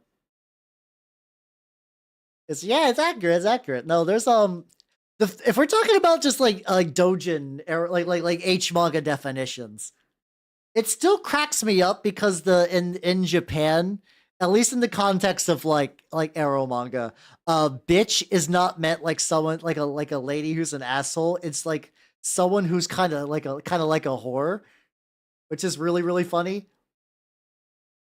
It's and it's not that different. Like you can kind of like still kind of pick that up. Like the differences, you can pick that up reading that. It's fine. But it's still really amusing to me. Also, oh, Matthew, how you doing? Welcome, welcome, welcome. How you doing? How you doing? No, that it's. I wonder if it's just supposed to be like a short thing from like you're a bitch in heat kind of thing. I have to imagine. I have to imagine. I wonder. That might actually be it. That might be how you trace the lineage. I don't know. Japanese stuff is fun though. That's honestly. I should really get back in the saddle and try to like re up my Japanese reps. I used to take it. I used to take it in college and whatnot, but I'm very very very rusty. I'm very very rusty to the point where I'm now beginning to mix up certain hiragana, and that's when I'm like, oh no, the deterioration is real. Let's get the little metal on him. I also need to these guys actually have like fully defined sword hilts, and I'll need to figure I'll need to figure out what I want to do for the back. It's all good, Dusk. Hopefully you have yourself a good day at work and keep it easy, yo. Damn you, mental degradation. I mean, a lot of my life is mental degradation, stuff like that. Watch a Western show to be like. I do like there is a thing in Japan for like in the way that like weebs are very elitist about like I will never watch a dub. That's me, by the way. Hi. Um just seeing them talk about PC games, like I think it was like it might have been even Total Warhammer, where somebody was like, when's the Japanese release coming out? And then there's other Japanese people that like, if you're too much of a scrub ass bitch to not even learn English, you don't deserve it. And it's like, oh, everybody's the same all over the world. Everyone's the same. It's kind of fun. It's fun. It's very fun. Yeah, yeah, oh yeah. I think like I think there's also similar things with like a lot of like cartoon dubs as well. Because like I mean that's generally how it is. Like when a thing is created, it's created in its language. And there's very rare opportunities where like the translated one would ever beat the original. There's like a handful of anime that I would rather watch the dub than the sub. For me, that is Bakano. Bakano has a very solid dub, and I actually think it adds a lot of character, considering that it's like trying to do period and location accurate accents, which I think adds a lot to it. I can see Attack on Titan being good in German. Marcel from Dungeon Meshi in German. They did like that kind of got passed on Twitter for a while, where her little rant tangents in German was very cute. It's odd. It's odd. I will say, as somebody who like before VTubing, I always knew German as like the angry language. But then like I met some like German VTubers, and they can make German sound really cute. They can make German sound really, really cute. I'm like, oh damn, nice. That's one like I was really skeptical of the Pantheon stalking dub, and as somebody who watched that first, like the original Japanese dub, it's the one that's solidified in my mind as the correct one, no matter what the director says. He's wrong. They're wrong. They ruined Christmas. But I did watch a couple of episodes of the dub. I believe it was in Aripai's Discord, like a way back. And it does fit very well. I think stalking here's why. Stalking in the dub, fine. Her actress is an appropriate character. Panty in the dub, though. Panty feels really natural in the dub. Panty feels really, really accurate in the dub. I feel like legitimately the best way to do it would be to splice it together so fucking stalking is Japanese, but Panty is got the American dub. That would be fun. That would be really fucking fun. Cowboy Bebop dub's pretty solid too. I've never listened to the Japanese one on that one. I did that one, and then I think I also watched Space Dandy with the dub. I still do think my most controversial anime opinion yet is that like I watched Space Dandy when it aired and it did nothing for me. I don't know why. I wanted to like Space Dandy more, but I just watched it and I'm just like, I just don't. It's just not activating the neurons, and I don't know why. I don't know why it's not activating the neurons. Let's speak to. Oh, that honestly, that would be that. I forgot Tekken does that. That's a nice touch. I do enjoy very much. Like I love when characters like are multi-dubbed like that. There's a couple of other examples that I cannot think of off the top of my head, but I agree with you 100%. Ooh, the lad. Look at the lad. Look at the lad. Look at the lad. Ooh, very nice. Very. What would I do for the fucking? I could just be very, very lazy and keep the same color. I never finished Black Lagoon. I need to watch more Black Lagoon though. He's gonna shank the fuck out of some hobbits. Also, I've been seeing a lot of people do so you know the scene in Lord of the Rings where basically all the hobbits are hiding under the tree with the Nazgul on top of the fucking tree, just like looking around for everyone. That got a miniature. And on one hand, it's like it's not a bad miniature. It's really cool. But the thing is, people have been taking that and they've been removing the Nazgul digitally. I don't know if you could physically do that with the model, if you could cut the Nazgul out of it. And then you just put like Space Marines and shit there as a joke, just like a fucking like Imperial fist glancing out over a tree branch as all the hobbits huddle in fear. It's very funny. I don't know if that model is still available though. It's odd because like on one hand the Lord of the Rings game kind of feels like it's on stasis, but they keep releasing new stuff for it every now and then, just like as just to throw a bone. That Paul and Lon know anything. They're trying their best. They're trying their best.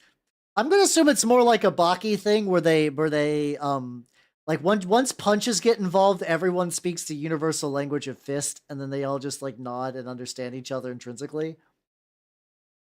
That's probably a better way to describe how multicultural, multi-language fighting games work.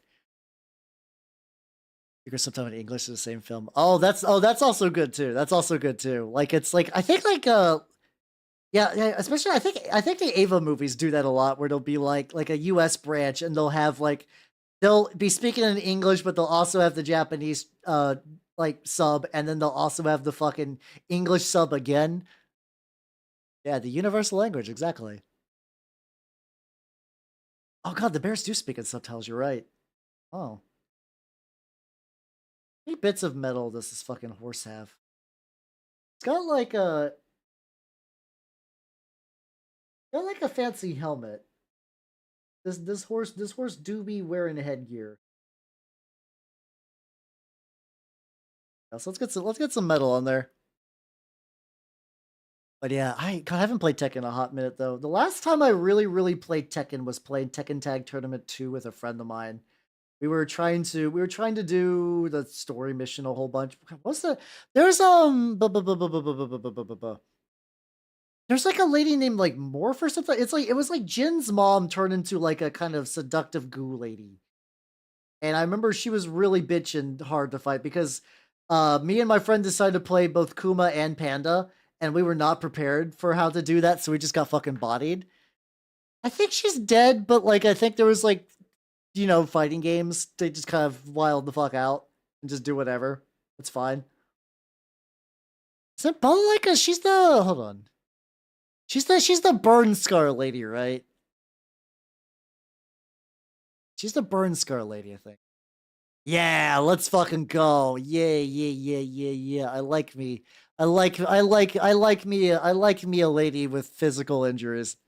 Not even really that much of a joke. She's very cool though.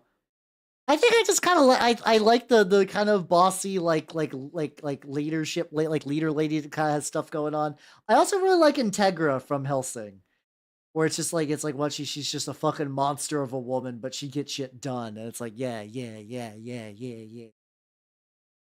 Big Commissar Coat's also very good. That's also very good. Mission, exactly. And I should say for Integra Wingate's Fairbrook Helsing. I can never remember her. I am bad with names in general though, so no one hold me to not being able to spell her full name on command. God, it's been a while since I watched fucking Helsing. Helsing is definitely like I calling it a guilty pleasure would be wrong because that would imply that like it would imply that I feel regret for enjoying Helsing, but it's more like it's just like one of those things is like it is so all over the top stupid and crazy and wild and all the shit they pull them like I'm here for it. This is absolutely off its fucking shits. Like we're deploying the Catholic Church and I'm like, all right, let's see where this fucking goes. Okay. Okay.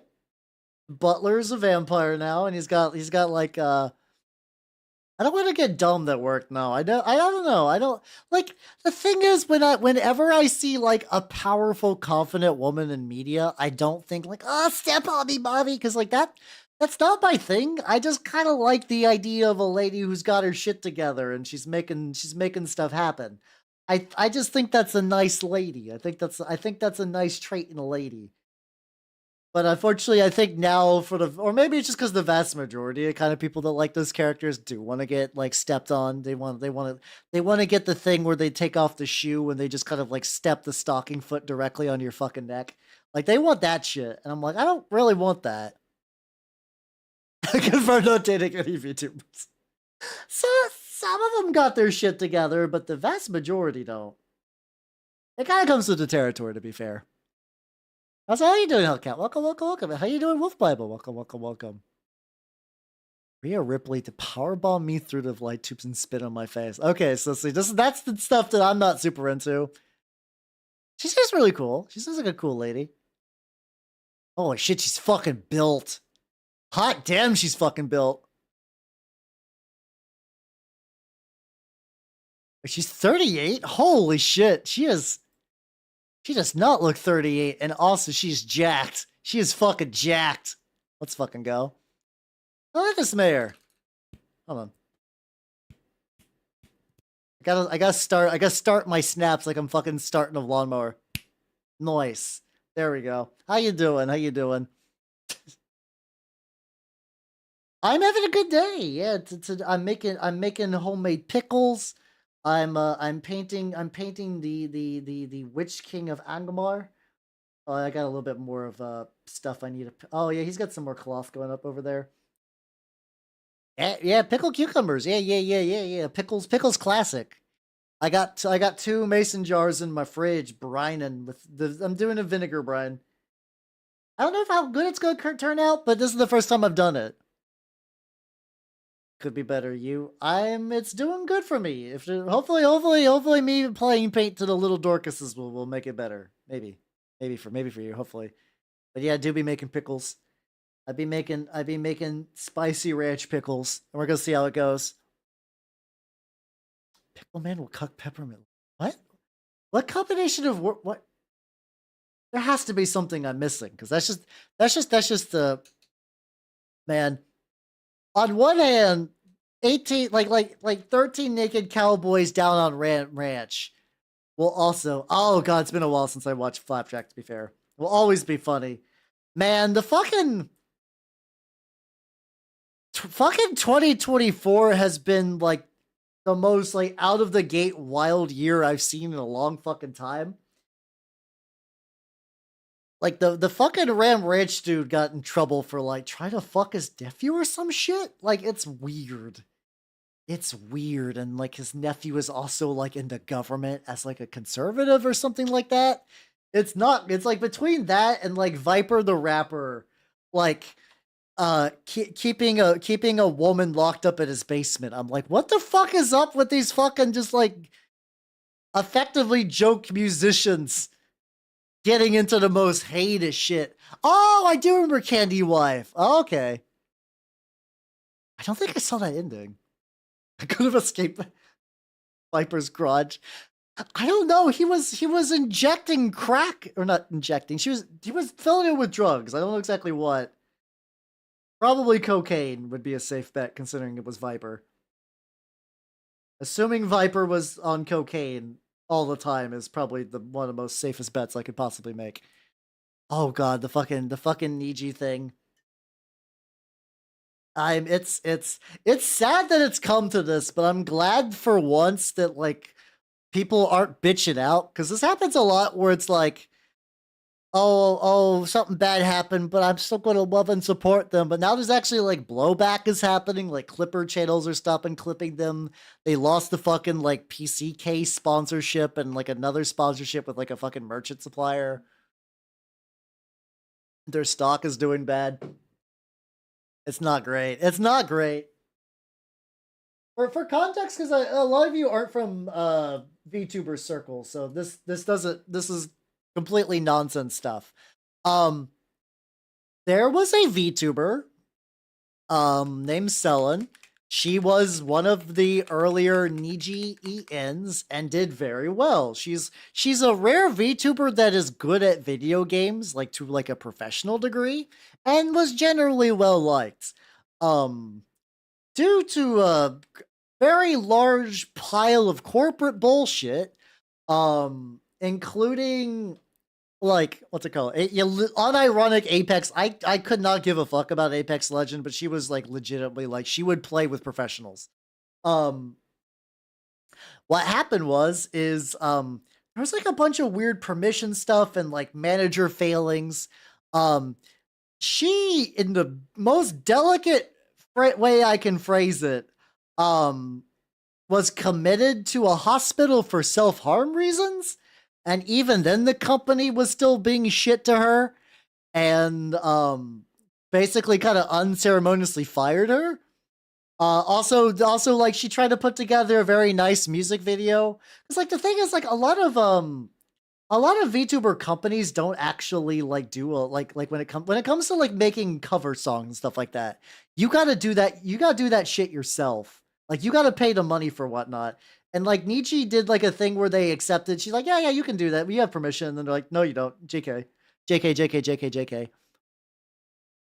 Yeah, so they've been definitely marked as like a black company, and they're probably new prospect pool is gonna shrivel up.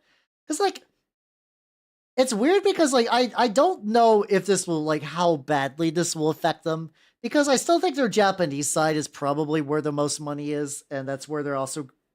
That's probably why they don't give a super huge fuck about the Ian branch. But at least it's hurting them physically. Like it's not just going to be another swept under the rug thing. So, and she's returned. The VTuber question is returned to her past life and is doing much better and is getting now a lot of people know where she is now. Not that she was lost. I mean, like a lot of times when you reincarnate, you lose track of people because of corporate secrecy and stuff like that. No, and even her own mods were like, "Hey, go to her old channel." I don't know much about Wactor, so I can't give a huge comment on that. But I think the thing is, at the end of the day, a lot of VTuber companies aren't immune. Like they're not invincible. Like the Hololive and Niji have definitely cemented themselves, but like there legitimately there was companies with like the original OG ones. Like fucking like Kizuna I was part of Update along with like a bunch of other like really kind of big name VTubers, and that shit still fucking crashed and burned through corporate fucking mismanagement. Surprise, surprise, surprise. I don't know the burn the yacht context, but honestly, fuck yeah, let's go. I don't really watch Nijis myself. There was one there was 3 Nijis that I've ever really truly watched, and they were all on the Japanese side. One of them was Gibara. She left. It was my main one, my favorite Niji ever, Suzuhara Lulu. Honolulu. She went back to effectively her personal account and still has a model she uses sometimes, but like it's the energy's kind of different now. Oh god, well it's the thing is, it's not exactly super a Twitch subculture, which is probably why you don't know about it. A lot of this is contained to like VTuber spaces, and if you're a corporate VTuber spaces, you're probably going to be on YouTube. But yeah, no, this is a lot of stuff that like maybe this will start to bubble into mainstream news. Very unlikely though. And then the last Niji that I would watch was Anjay Katarina, who was still active and still being a fucking weirdo degenerate lady, and honestly good for her, you know? I think she did have like a stalking thing. It kind of happens a lot. It's real tragic, but a lot of them, like, I think even Mel the vampire from Hololive, Mel retired recently, didn't she? I think so. She had like really bad stalking issues from like a manager or some shit for years. It was bad. Yeah. I think the way Mel got fired though, and I think she's legitimately sorry. I think it was like accidentally revealing some info she shouldn't have, and like no one was super. Yeah, no, like the other ones, like fucking Lucia is the fucking Menhera time bomb, and she was like her existence is radioactive. But I think the Mel thing was genuinely an accident, and no one was really stoked about that one. Yeah, because like VTubers, like honestly, outside of Hololive and maybe like Iron Mouse, the general and Niji, the general public is not super aware of VTuber things, which is valid. We're talking about like, especially like once you get to my level, which is like indie niche with an indie niche with an indie niche. You're definitely treading on ground that will not be touched by any sort of mainstream media outlet. Your friend doesn't know. Oh, that's legitimately sad. Oh, they are. Oh yeah, Wolf Bible. Okay, if so, you're not super familiar with VTubing in general, which is fair. I can this is just more like how I can do my a thing. A lot of the way corporate VTubers work, and for a while they were sort of it. Like there was very early VTubers that were like people who had a team or had a lot of money and or were like 3D artists who could like make their own models and shit. Like really early pioneers. But that's not really the what I'm going to be talking about. Generally the way VTubing has been the most successful, especially during the quarantine, was through these companies. You like Hololive, Niji Sanji. There's smaller ones now like Phase Connect and other stuff like that. But we're just going to talk about sort of like Hololive and Niji. They're kind of like they're kind of like the Pepsi and Coke. So the idea is you would sign up for one of these companies, you would get a model. Idolian's I heard good things about Idolian. I haven't. It's the Rin Penrose, I think, is an Idolian. Is she the one in Idol? I watched some of her stuff and she's relatively fun. Oh god, oh fucking Riro. She was, god, what another fucking train wreck of a woman. Yeah, but anyway, basically what you would do, like, let's say you're like, I would like to join Hololive. What you would do is you would apply. You would be given a character, probably with some potential tweaks to it to like match you. Maybe not. Still, a lot of it, the decision making is done corporately. And then after that, you work for them. Like you stream. Because of the way corporate stuff works, there's a lot of permissions. Like, for instance, if tomorrow I wanted to play Persona 3 Royal, Persona 3 Reloaded, goddamn, I forget the subtitle on that one. I could absolutely do it and nothing would stop me because I am an individual person. Now, if you work for a corporate VTubing thing, that because they are a company and companies can't just make money off of other companies' work, there's like a whole permissions thing going on, stuff like that. That is not great. There's a lot of permission things that are dumb and bad, and I agree with you on that. But there are also some permission things where it's like, yes, you are a company. Like, let's say Nintendo is like, these motherfuckers are basically selling streams of our product. Like, you gotta work out some business shit for that. You gotta work out a fucking business deal. Oh yeah, I'm glad Callie got to do like Reload like pretty as soon as it landed. That was her. She wanted to stream Persona 3, and Atlas is like, no, so she just didn't for a while. There's not a lot of fair use, yeah. But anyway, if you're so Wolf Bible, you'd probably be like, so what's the benefits to that? And there's a lot of drawbacks. Like it is a job. You have annoying coworkers, you got shit managers, and then you got like specific VTubing related things to deal with, like permissions or like like little cliques forming, or like, I don't know, like stalkers and kind of idle stuff, preparing for music. There's a lot of obligations and whatnot. Unless you're like one of a handful of VTubers like fucking that have streamed a while. And then, like, they just kind of just live off of their reputation and actually don't stream much. That's not super uncommon. But anyway. But the reason you do this is for a while, corporates used to have the most state-of-the-art VTubers. Indie VTubing in tech has fucking exploded. But early on, did you want a live 2D that looked good? You would have to be a corpo. You would have to be a corporate VTuber. You would also get some money. You would get some money to like, in some, basically not money, you would get resources. Like if you did want to do covers, I think you still have to pay for those out of pocket. Like every time Marine, everybody's favorite captain, releases a music video, I think she still has to pay out of pocket for that. But like Hololive will set her the fuck up with like the people to make that happen. Probably the big thing, it's like 17 season 4 now, something like that. The big thing and the real kind of allure is the like advertising numbers. Like if Hololive said tomorrow we are going to announce another set of VTubers, 4 of them, they're part of a generation, 4 VTubers are coming out. They would instantly right off the bat get huge numbers. Whether they keep that or not, that doesn't matter. But the people will come to check you out. You don't have to do like grassroots advertising and doing your own clips and shit. Like, and not even Hololive will have to do that because fans will be there. Fans will be there for the corporations. And I'm not even like, this is not like shit talking them or the fans even. But there are a lot of people that for them, VTubers only exist for corporations. Or like maybe if you're like, what's a big VTuber that's not actually aligned with anyone?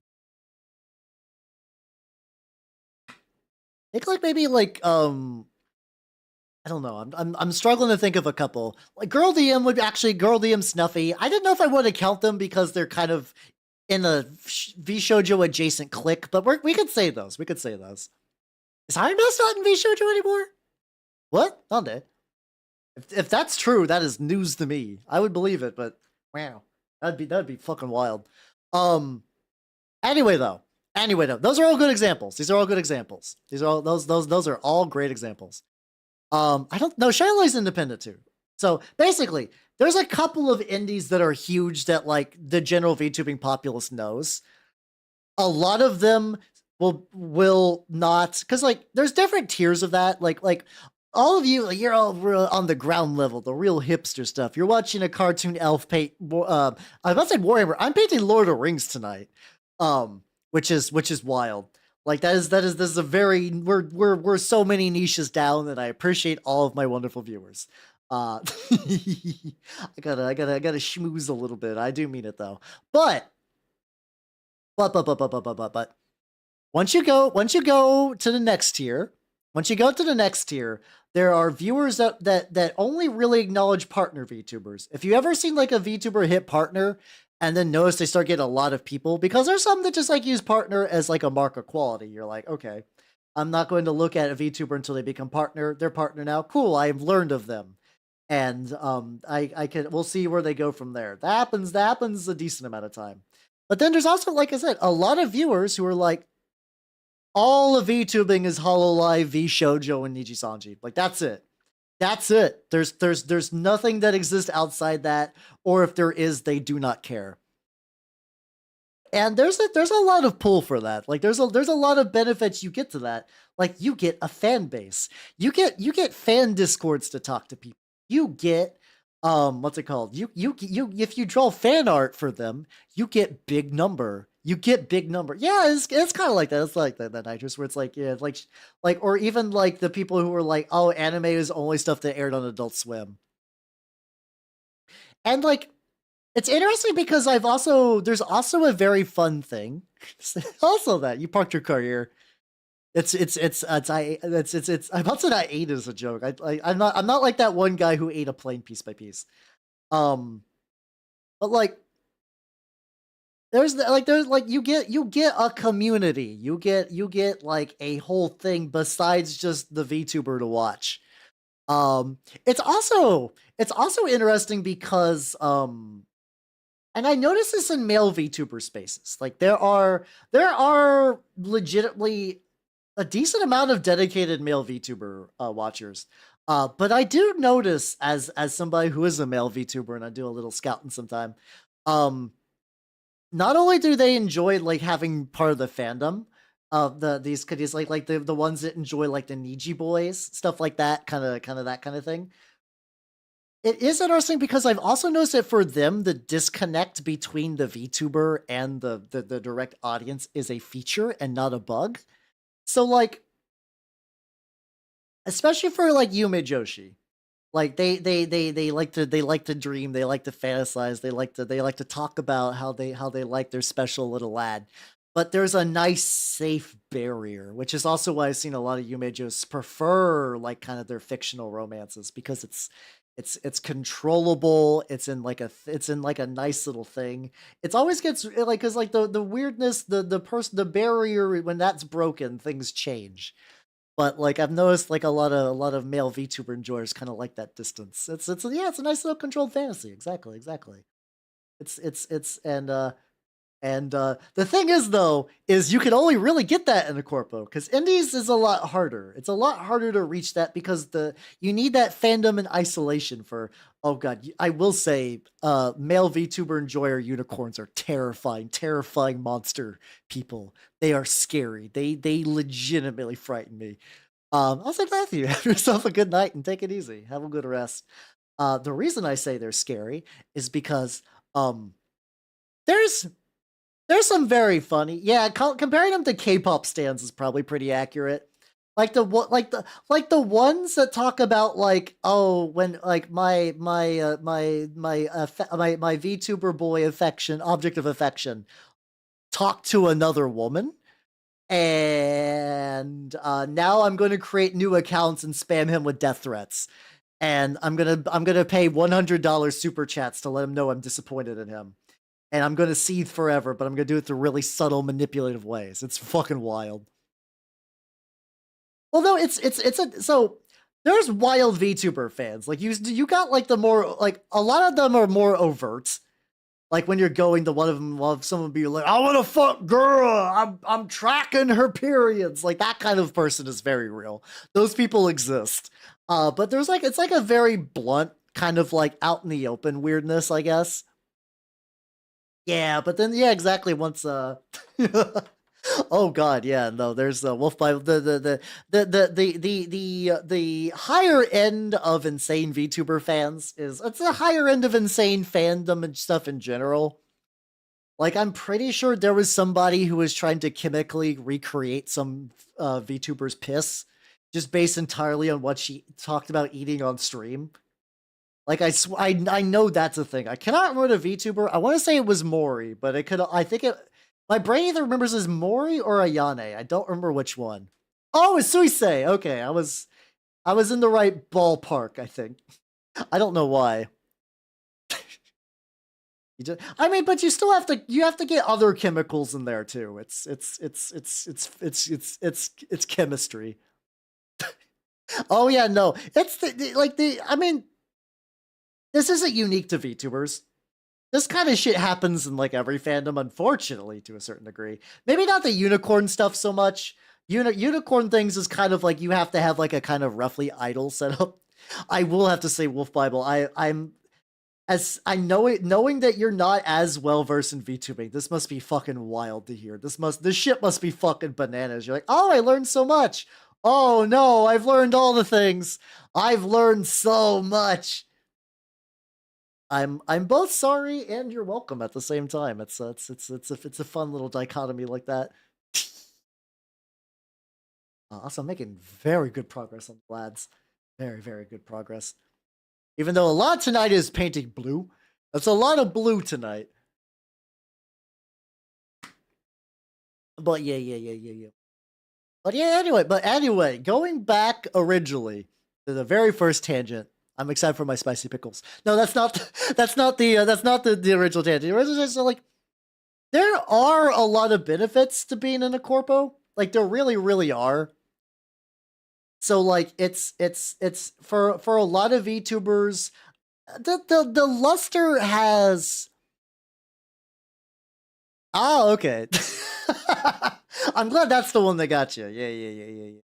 And to be fair, even for other VTuber fans, the reaction is not like so true, Oomphy. It's like, what the fuck are you doing, you piss alchemist? But like the luster has kind of died back, and we have seen an era where you can do pretty good as an indie. Arguably now indie VTubers have better. I mean, Piss Alchemist is the correct phrase for that, I think. I think Piss Alchemist is way better. I could say Piss Chemist, but I feel like specifically Alchemy kind of has this kind of like forlorn, fruitless quest angle behind it. No, if I'm getting a shirt, I'm getting a Chadzok Survivor shirt. That's the shirt I want to make. Dare you enter my piss laboratory? There we go.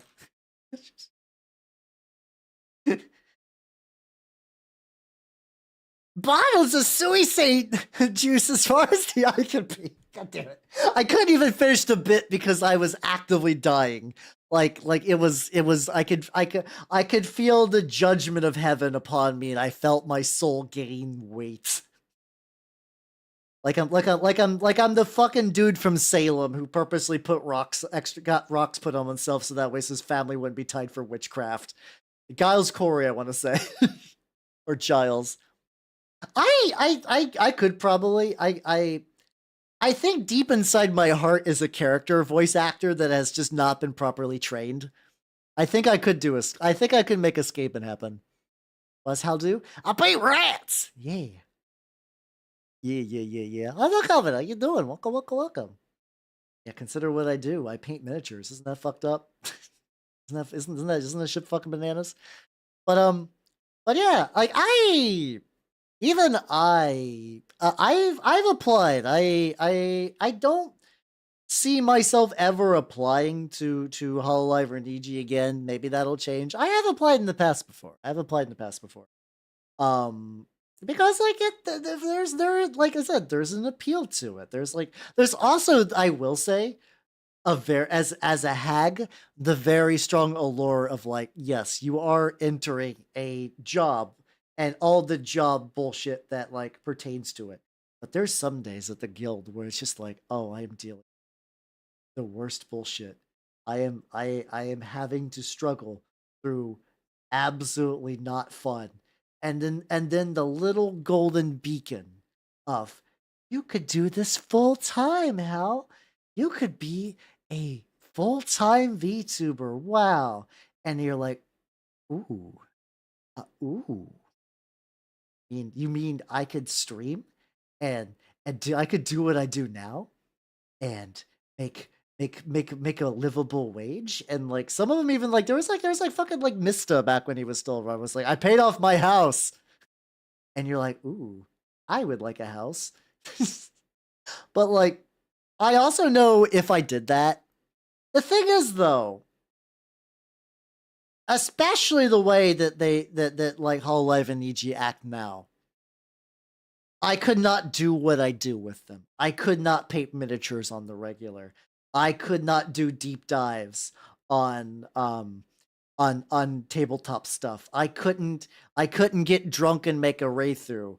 Or get drunk and talk about making a wraith through and get too drunk to make a wraith through. That's how that workflow ended up. Stuff like that. Exactly. It's it's a that like that's somebody else's dream. It's a dream for somebody else, and I hope the person that really wants that to be their dream makes it. I really genuinely do. I have no ill will for anyone who can get the Hololive. Like, good for them, and I want you to be happy. But I don't think I could do that. I don't think I could do that. Yeah. Yeah, I couldn't play Pop the Smurf Can I Lick Your Ass on stream. God, when the fuck did I do that Flash showcase? That was a long time ago. That was fun though. I don't, unfortunately, I don't think there was that many more like youth changing Flash videos I could really show on there. I'm very say so. What are you talking about? Ironically, I think my weird fucked up language would be like the one thing that would be like probably fine to keep around. Like I don't think they would have a huge issue with that. Um, but yeah. So there's other avenues. And like this is also something I think about just like as so VTubing moves very fast. People will become a VTuber for a company, blow up, get huge, and then die in the span of like a year. Like that's just a shit. But I also think a lot about for like miniature painting things. For miniature painting things. And like there's people that are like, yeah, I did like 10 years of doing miniature stuff and then things clicked and they popped off and now I'm doing pretty good and like that's my thing. And I'm like, okay. Hell yeah. Hell yeah. Oh, they fire for. Oh, they would. It's fine. Like I would rather talk like myself. And like I think about that. I think about that a lot. What's it called? And like there's even like so. God, this is sad news today. Every now and then, I think I've mentioned it very lightly, but I have been very much enjoying a podcast called The Painting Phase. Effectively, it was three people. One of them being a guy who used to work at Games Workshop for years, Peachy. Um, and they would have like a bunch of really cool like insider information about like being in the games industry and like what's it like to work at Games Workshop. And they were pretty much like a lot of it was bad, the management was shit, but they still love their job in a lot of ways. Recently even he quit and decided to go solo because of creative differences, which that was fucking awful, but like not off. Like I hope he has a good run on his new solo channel. But it's like that was sad because I enjoyed that group dynamic a lot. But oh fuck, we got ourselves an ad break on there. Set you to dry. I also probably begin painting, getting some. Don't want to do another layer of brown on the horse. Probably not a bad idea. Set off. We do. Oh no, I'm running out of water.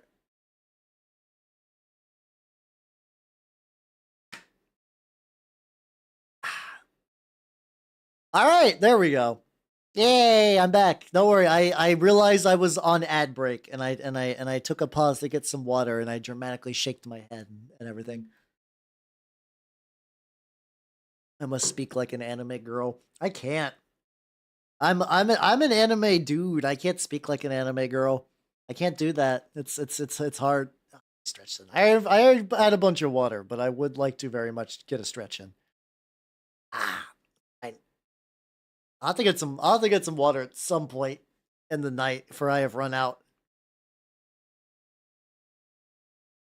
Like a male protagonist? I mean, I guess you could talk about like Ash Ketchum are technically voiced by anime women. Hydrate with my Hololive piss concoction. No, but if you would like to hydrate with my piss concoction, you could check out. No, Sups is not piss. Sups is good. I do like Sups. Unironically, they were. It's. I was drinking them before I got the sponsorship, so it's nice that I can do that. Um, what's the setting you've had the most fun painting an army for? Probably legitimately Turnip. Like, I like painting the Lord of the Rings models. I really like my various Warhammer armies. I do think Turnip is a lot of fun because it's also very heavy on the kit bashing. Like, I want to, if any, let's see. I have to click through so many layers. Like this lad, the lad that I worked on earlier, like what I was showing off earlier, like my maggot gun from Turnip 28.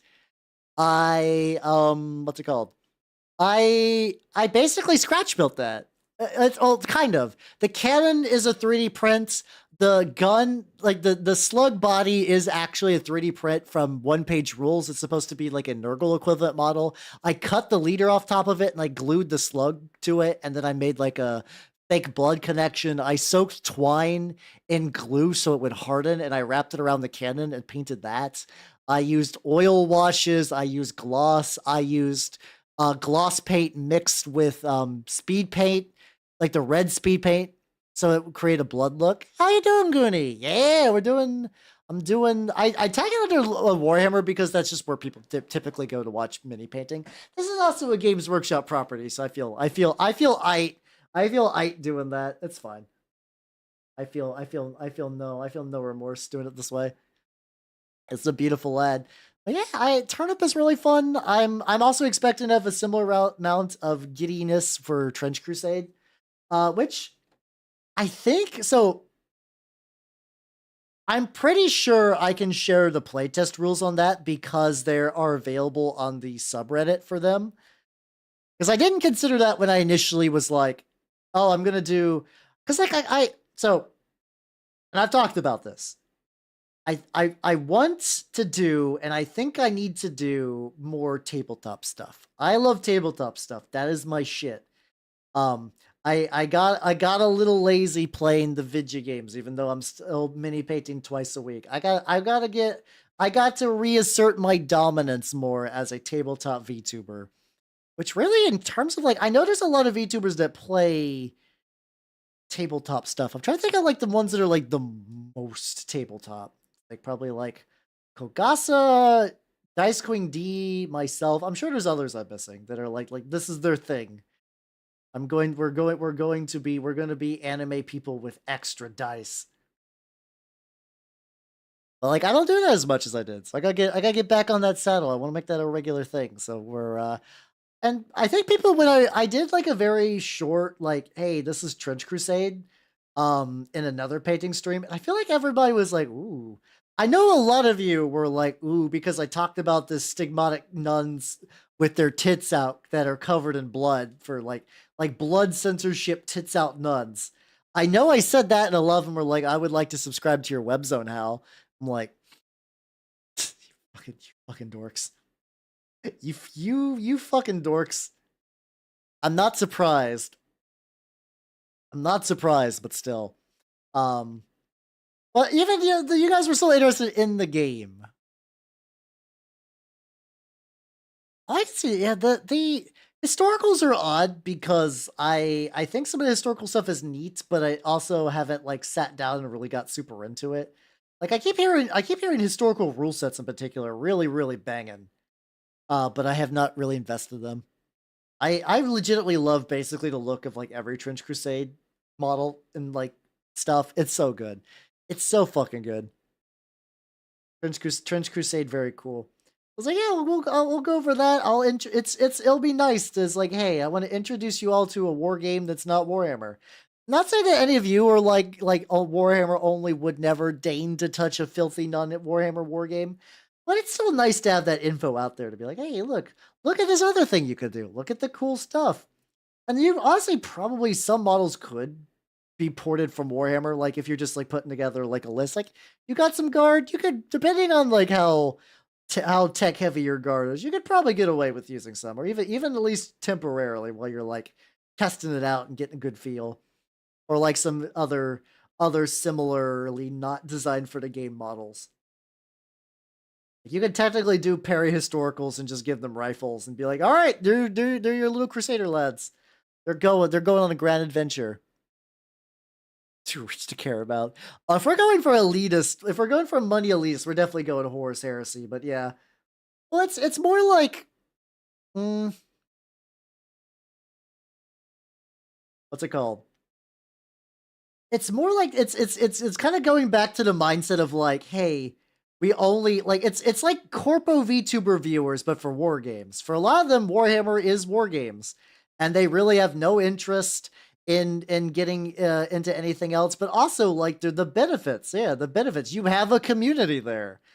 You get to be part of the hype when a new model debuts. That's like I said, like this is what I talk about, where it's like I don't hold any real resentment against people that like only really kind of like stick to the upper echelons, because that's just like a thing, because I do that too. I don't watch a lot of super duper indie movies. Like I watch a lot of fantasy trash, but like I don't go to like small plays in my local theater to see like up and coming like comedians and musicians and stuff like that. And that's kind of the same deal, you know? I mean, I mean, Warhammer is 100% the D&D of war games. I no. Okay, sold that. Listen. I am a vanilla tag lover. I love the vanilla. I love vanilla so much. It soothes my elven soul. Also, because vanilla. Here's the thing. I really like romance. I really like romance stuff. I don't super read a lot of romance manga, but I do find myself drifting towards that genre from time to time, and I do like it. I like it. And when we're talking H manga, we're talking vanilla. You know what's really cool about that shit? It's like a romance series, but condensed. You don't get the chapters of like, oh, misinformation, misinterpretation, or like, ooh, the romantic rival that everything is going to kind of screech to a halt to do, and now the lovey-dovey lovey-dovey romance is gone. Yeah, or padding even, yeah. Sometimes, and like not every vanilla is like, it's like very cute romance. Sometimes it's just the fuck. Oh, saw that. I'm so sorry. I'm so sorry. It's for me. It's not even a spicy thing, as I've come over past that to the other side. I have seen the gates of hell, and I find it wanting. But yeah, no. Which is also why I think a lot of time I really like Oh no. I did that thing where it's like I didn't know how dried up this paint was going to be when I opened it up.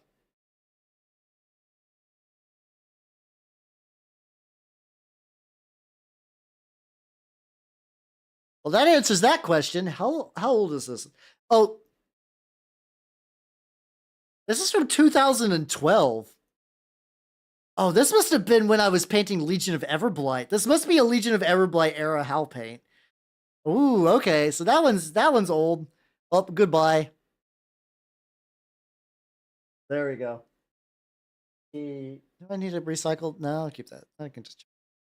All right. I got another. I got Fenrisian Gray, also circa 2012. Does this have paint in it? Hmm. Hmm. Hmm.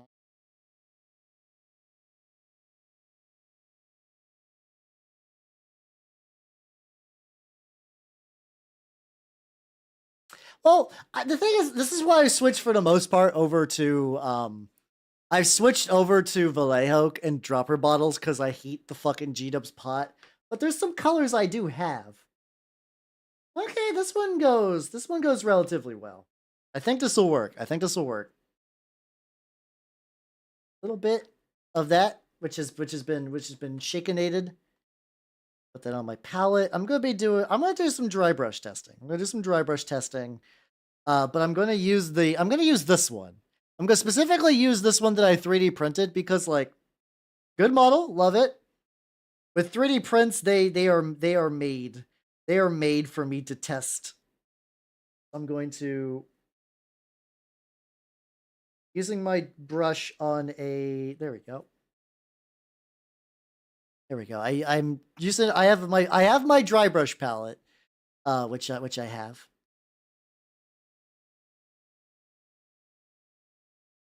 I'm still keeping my music at like just faint enough that I'm aware that the music is playing. All right. These guys got a lot of folds in their dust. Like a dusty look on them wouldn't be too bad.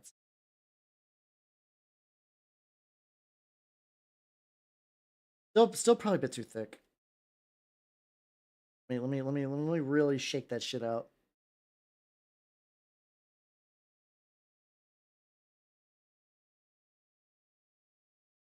Still coming, like I am like super rubbing this on everything, and it's still coming out extremely thick.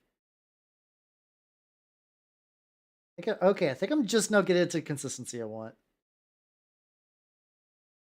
I mean, it's just also the back of the cloak, so if it's going to be like a little dusty, a little hazy, a little thick, that's not too bad. Oh yeah, no, yeah. Honestly, I'm gonna be real. I cannot imagine going into any comments of any H manga and making any comment whatsoever.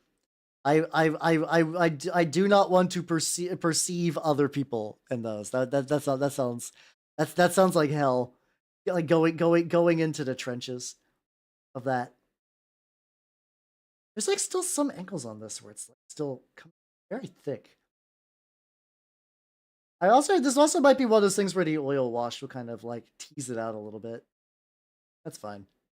Like I said, this guy is effectively the test model. Like I know I painted him basically at the exact same time. Yeah, okay, you can comment nice. It's more like for the kind of people that will like get into the comment section of those and get into like arguments, I guess. I don't know. I found myself no longer wishing to do internet fights because I used to do that.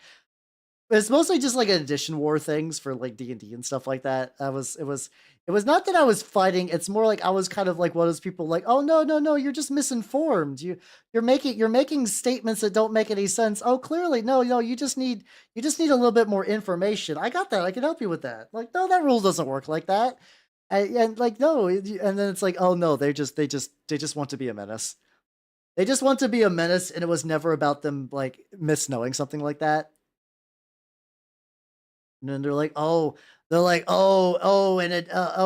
minion in 4th edition D&D dies when a sandstorm hits it. And like, no, there's actually rules that says that minions don't take environmental damage like that. And then you would see that over and over and over and over and over and over and over. I'm like, no, the rules, please read the rules before you have an opinion on them. Please, I beg of ye. I beg ye to read the book before you shit on the book. How you doing, Kogasa? How you doing? Yeah, people specifically talk about people would have like weird misconceptions of 4th edition D&D that didn't make any sense. Like, that wouldn't have made any sense if they've read the book, I guess. What's how do? I don't read. No, I paint rats. Oh yeah, I'm working on the Witch-king of Angmar from the Lord of the Ring box set for Mordor. And I'm also working on this test. This is effectively a 3D printed test Nazgul that I'm using to test out like dry brushing shit and whatnot. Using my nicer dry brush, I'm trying to find like the right golden consistency of this dry brush that'll be like get some coverage, not too thick. Most people don't. Yeah. A lot. Well, I think it's also because like there is like a weird mindset of like. I agree with the concept that like the rules are guidelines and you shouldn't like need like if you're having a good time without reading the book like as you're going and things are working out, that's fine. It's just that mindset gets really weird when you interact with other people.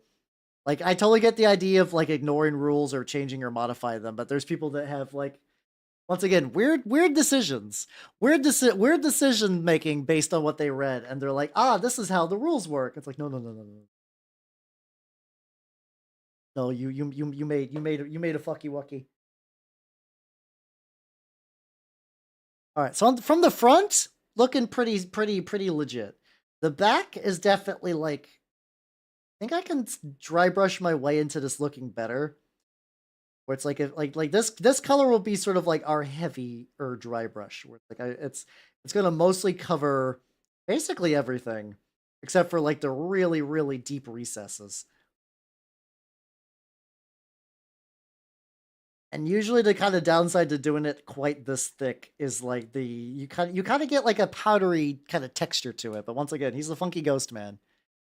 Throw out that gyat for that.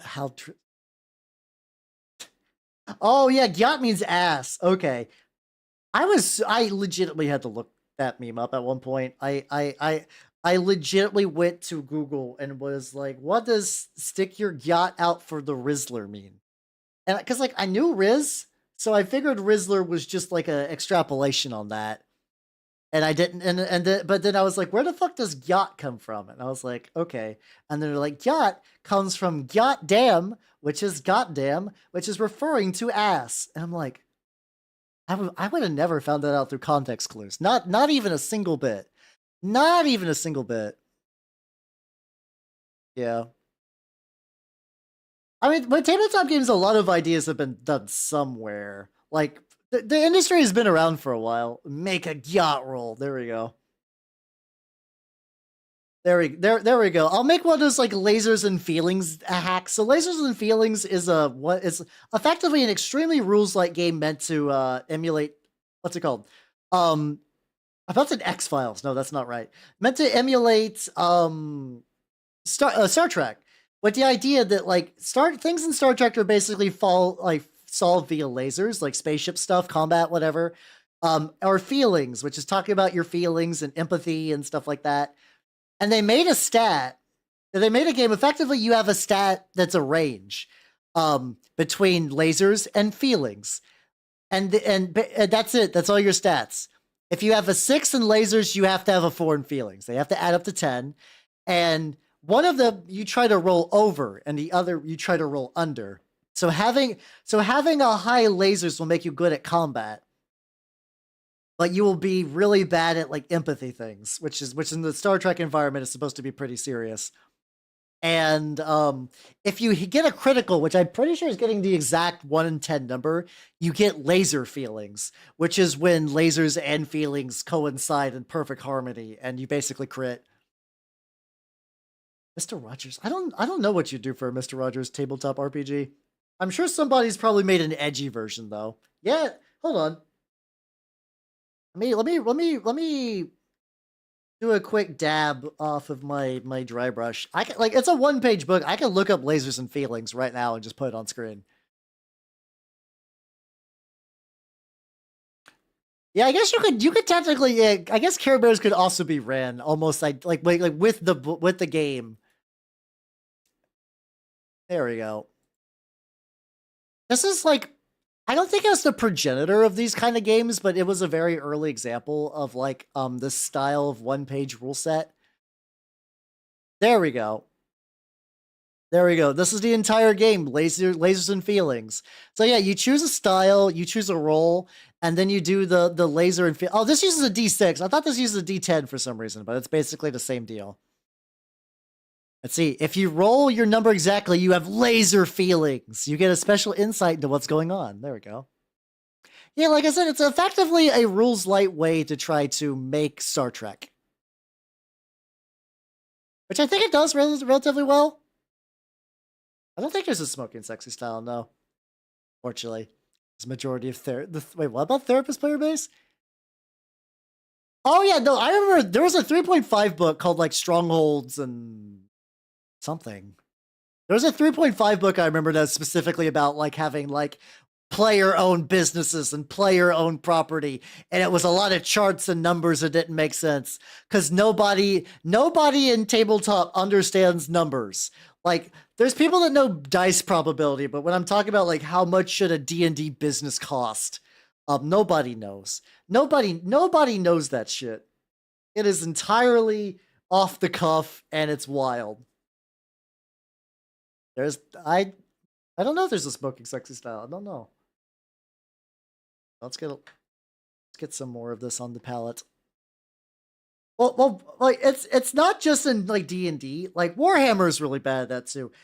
Hey, if you ever want to have a fun afternoon, look at some Warhammer fiction, and just see how they handle like the amount of people that are dead, or if you, it's like one of those things. Like if you think about like Space Marine chapters, what, like 1,000 people, and just think of like how big the galaxy is. 1,000 people, big galaxy. It's very silly. It's very, very silly. Yeah, Siege of Arcs, stuff like that.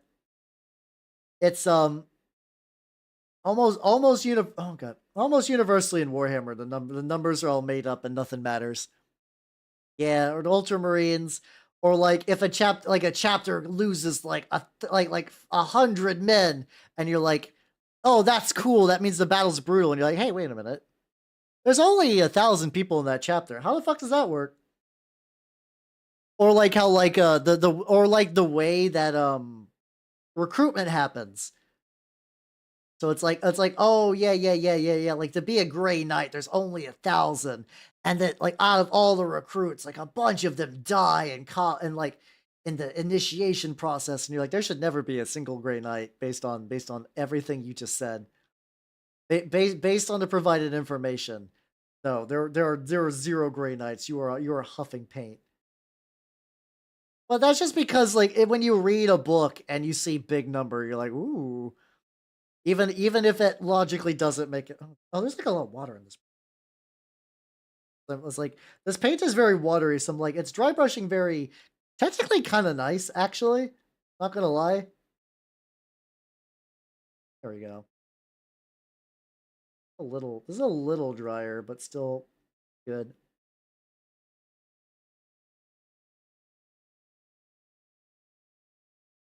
There we go. Yeah, gotta love them logistics, exactly. Yeah, I do need to go back and reread Rain one of these days. For Sacred Age 8, you get a bomb color. Yeah, exactly. There's a lot of like, yeah, we take a child and we throw them in the woods and only the strong ones survive. It's like, that's not, no one's surviving. No one's surviving that ever.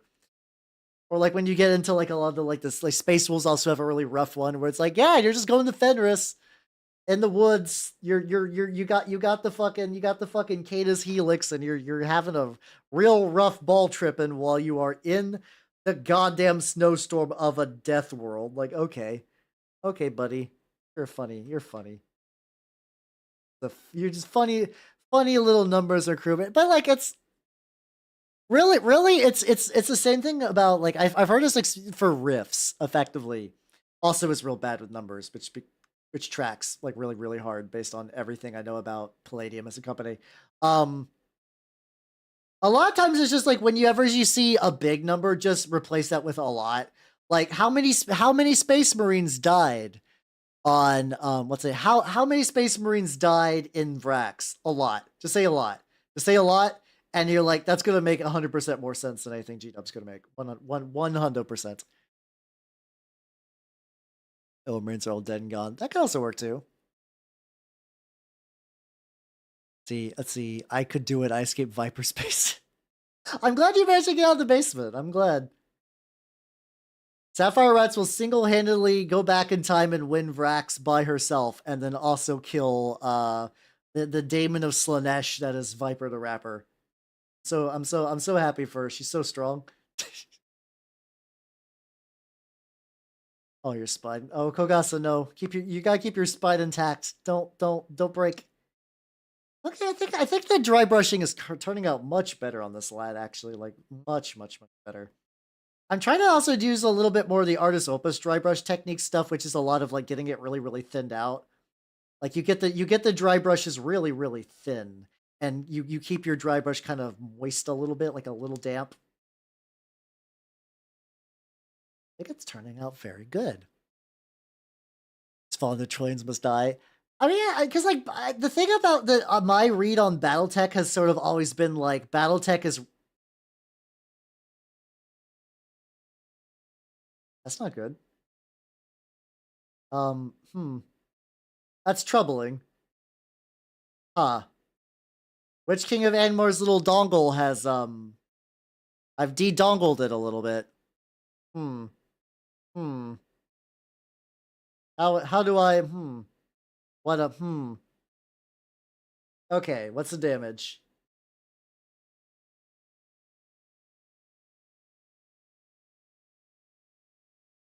Okay.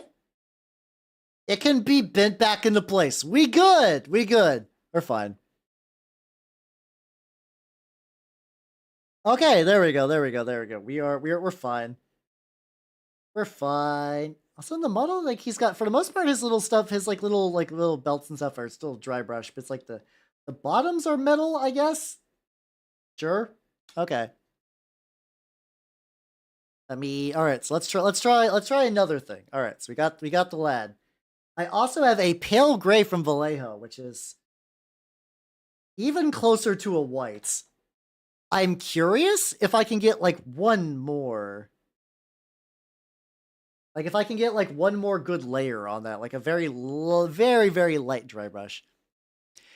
Mech Warrior plays something fast. I mean, for Mech Warrior fast, it's like it's in BattleTech stuff. It's a more grounded mech set. I know it's very still ridiculous, but like I'd argue it's a relatively grounded mech setting. So when something goes fast in there, it's like real, it's quote unquote realistic fast, I guess. Get a little bit of damp on that. Get a little bit of this white. Put it in all of the folds. Really get that on my really get that in my dry brush. Rub it on my palette that's on my lap. Make sure it's not too thick. Okay, now we're gonna try a thing. We're gonna try a thing, everyone. Let's try. Okay.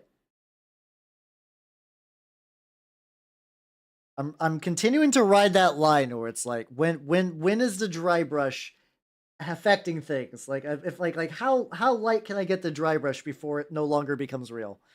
Okay. I'm just gonna keep like flicking it like on the. Okay, okay.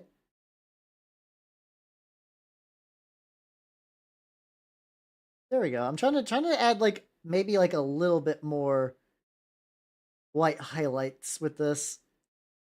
This one's definitely gonna be jank. Yeah. How dry can I go in? On a scale from the average HAL viewer to the Sahara Desert, how dry can I get?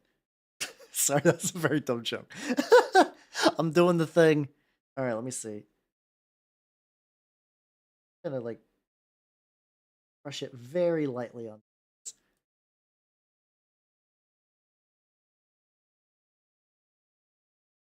Okay. I don't know if it necessarily needs this like little last layer too, but I think it does kind of make some of the edges pop out. Like if I don't go super hard in the paint with this dry brush, it goes dry. I will try. I will certainly try. Okay, it's. I also think the actual Witch King model himself has a lot more defined. Like this is a very good ghost look. This is a very good ghost look. I do think the Witch King himself has a lot more angles that catch the dry brushing a bit better. Okay.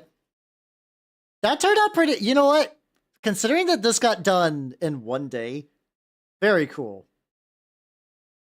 Could have also maybe did a little bit more blue inside, but I also think leaving that black is a good idea. I think that's probably worth it. I think it's probably worth it to leave it like that. Like I think this lad, I think I'm gonna leave him alone. I think he's fine. I think he's fine.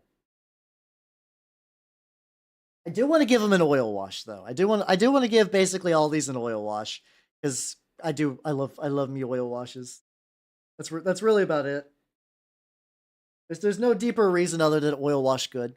Oh, thank you for that. Oh shit, keep doing it. Luckily, I can kind of like stretch it back into place and it's fine. Yeah, I'll mostly stretch, and then after I get this on, yeah, you can ask. Ask away, yo. I think after I get this color on him, I'm gonna go get up and get like do a little idle break and get a little Voltaire. That little bump, like a little bump on the back. I don't know what that specifically is supposed to actually. Okay, this is not bad. Adds.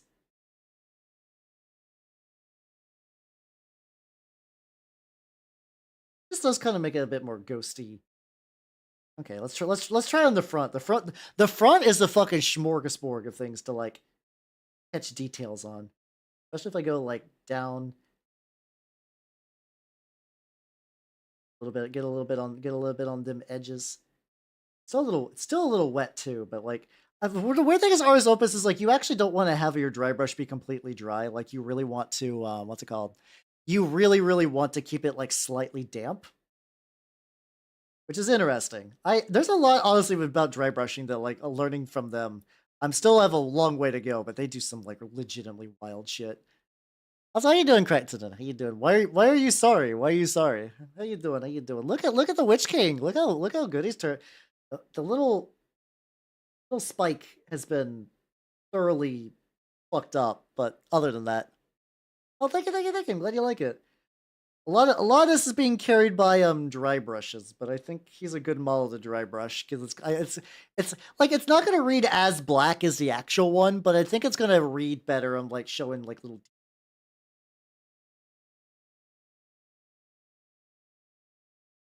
Especially if I keep taking this like really light brush and just kind of like really only kind of hit this like really raised edges. There we go. Like I can go like there's this like little lump down there. How you doing? How you doing?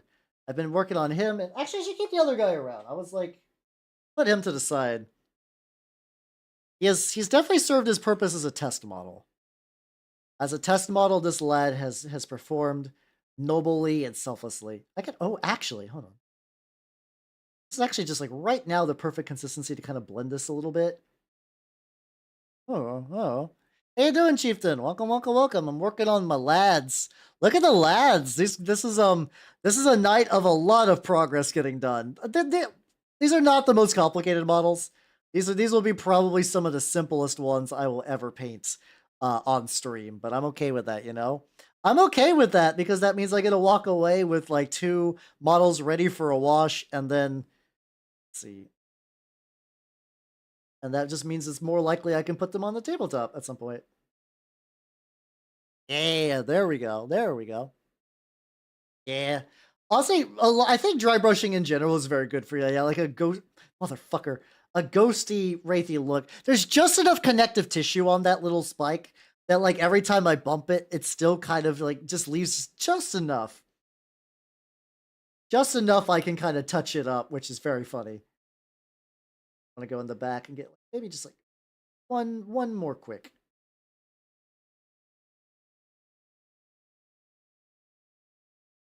Oh, there we go.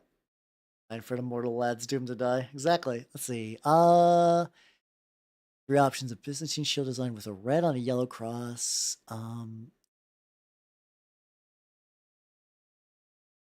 House or service 2 yellow shield, 3 elder of neighboring lords utilize them.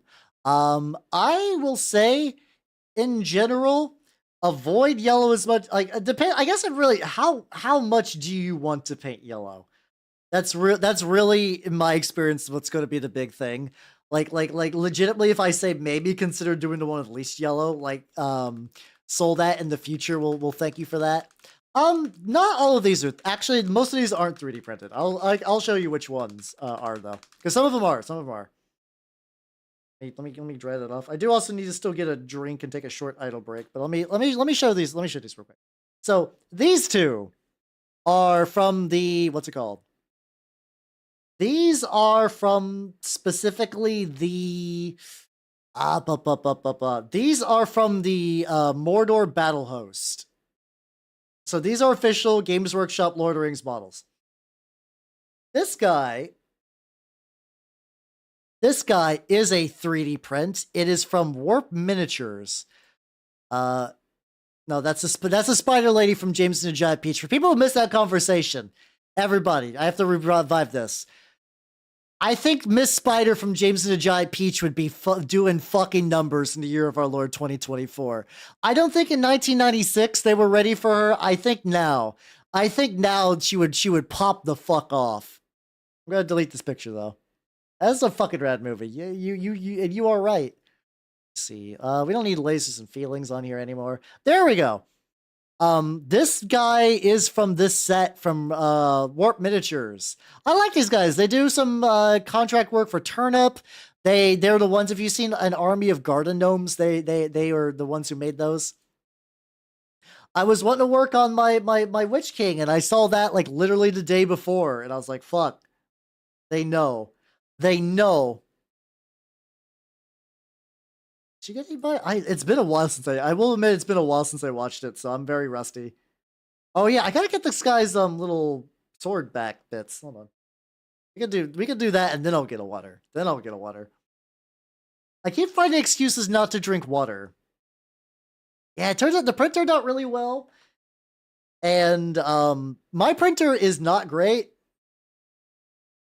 Oh shit, you know, maybe one of these nights. Maybe one of these nights in the Halcord. Instead of a terrible fantasy movie, maybe we could just watch James and the Giant Peach, because clearly I am due. Clearly I am due for a rewatch. I am really fucking due for a rewatch. That doesn't need to be too wild for the hilts. I mean the grips, I mean. I can verify, I seen it. Oh, I would totally believe that. Yeah, where it's like everybody's just getting insane and just like cutting shit up. Oh god, I don't remember that. Like, I remember when I was younger, I would play Banjo-Kazooie, and I would be absolutely fucking terrified of Clanker. Like, I think now I would actually really love Clanker, because he's like a hideous biomechanical shark that lives in a swamp.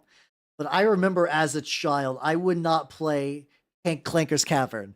I would not play Clanker's Cavern because I was legitimately scared of him. Because he was like, even though Clanker was friendly in that game, and there was actually a shark that would bite you in Treasure Trove Cove, but like, God, I remember it's just, I think it's just like the combination of all the elements. I mean, rhinos can be scary. I think being scared of a rhino is a pretty relatively reasonable fear. They'll fuck your shit up. Okay, this boy, I'm probably gonna need to put another layer on the swords. I also like if I want to lean him forward, I can, and they'll do the support work. All right, give me a quick sec. I will be right back. I need to take an idle break. I will need to take an idle break, so I will be right back. I need to really replace this drinky. I need to replace this, but I still like it. Goofy Honko is a good artist.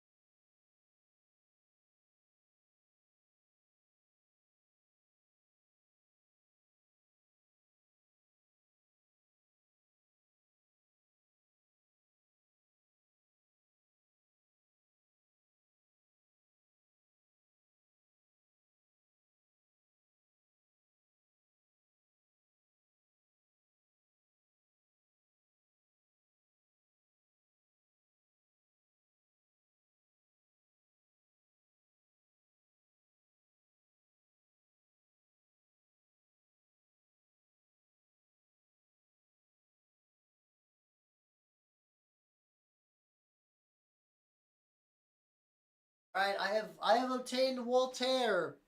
I can now hydrate and hydrate and big drink and everything. Hmm. It's a good screen. It is a good screen. I like it quite a bit. Goofy, Goofy, real good artist. Goofy, really good artist. I like when she does like a 100 days of Goofy thing, and she just draws a bunch of good art. Hold on. Ah, there we go. We're back. We're so fucking back, bros. How you doing? How you doing? I'm strong. Oh, where'd my apron go? Hold on. I just not put on my apron. No, I sent Penyo to the void, never to return. It's fucked up. I am watering up. I got a big thing of water in my gamer subs bottle. I would show it, but because it's filled with water, it's very reflective. But it's got anime woman on it, so it's doing pretty good. Life is good. Life is good. Once again, at the end of the day, the thing that I am like super thankful for is I get to live the ultimate neckbeard dream of doing fun mini painting. It's great. Get a mini paint in front of you nerds. Oh yeah, God, that reminds me of a very fun. That reminds me of a very, very fun thing. Hello, Fred. How you doing? Welcome, and bye. I at one point I used to know the lyrics of the fucking Backstreet Boys song. Was that Backstreet Boys or NSYNC? I can't remember. I don't remember it now. Tragedy, sadness. Um, fuck, where was I going with this? Oh yeah. So like, I've for people in my friend group of people is NSYNC. Ah, gotcha. For people who I know, like especially people who I knew prior to VTubing, I let them know that I'm a VTuber. And I feel like I remembered what was going to lead to this tangent, but I do have a funny story, so it doesn't matter if the tangent is falling apart. Oh, fuck! His hand came loose. That's fine though. That's just a little bit of super glue. It's not a bad break. I could actually just I could probably use this to my faults like this. Anyway though, I remember. Oh, I think okay. Still blinking on the tangent. Anyway, basically they know I'm a VTuber, and we had a new guy join our group. We had a new guy join our group, our magic group, and I do remember recently, it was really funny. He was talking about, he's like, yeah. I started doing, I started, yeah, I'm kind of a like niche micro celebrity. I started doing like a D&D podcast thing over COVID and whatnot. And I was like, oh, that's cool. Hell yeah. And another friend's like, it was like, hey, Hal is also a niche micro celebrity. I'm like, oh no, I just met him. No. And then and then he's like, oh, what do you do? And I immediately spilt the beans. Hello, Chicken Co-opper VT. Welcome. I know it's Chicken Cooper. You'll forever be Chicken Co-op in my heart. How you doing though? It was very, very fun. He's a nice guy. Because we were talking about like tabletop stuff a lot, and it was very funny though. I did show him my minis, and he's like, "Oh wow, you're like a professional or something like that." And I'm like, "Oh no. I think I'm like, in terms of mini painting, I'm definitely above average, but the ceiling is so fucking high. Yeah, getting fucking. I don't know. I've technically done a flesh tuber collab because I've streamed with Lord Master Sotek before. I streamed with Lord Master Sotek. And he was a real meat boy, and I am not. Back on. The kind of break where there's like a bit of material loss. I can make it happen. I think this is it. If this is not it, it's close enough that like it will be hard to notice. It's fun to listen. It's fun to say flesh tuber. It's very fun to say flesh tuber. They did throw me on the bus. They meant well. The thing is, like, for people who know you are a VTuber, they don't know the kind of like deep imbued shame. No, it's for me. It's not even a shame thing. It's a continuation of what I was taught for power level, like keeping your power level contained. So like that was just kind of a thing for many years. It's like don't talk about liking anime. You don't want to be like one of those cringy Naruto weeb lords. You want to keep it to yourself. And that mindset has imprinted onto VTubing for me. So that's our anthropologist. Welcome, welcome, welcome. Oh yeah, no, I believe that the Gene Stealer cults are an incredibly pretty army. I would not paint one because I would fucking lose my shit.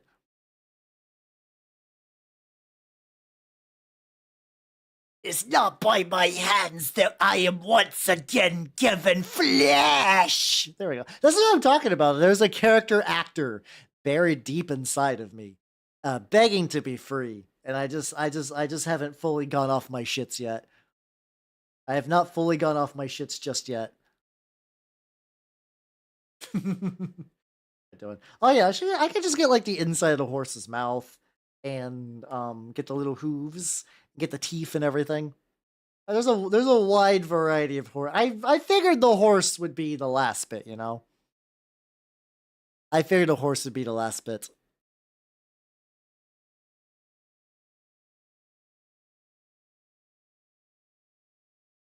Now hold on, let me get a little more water.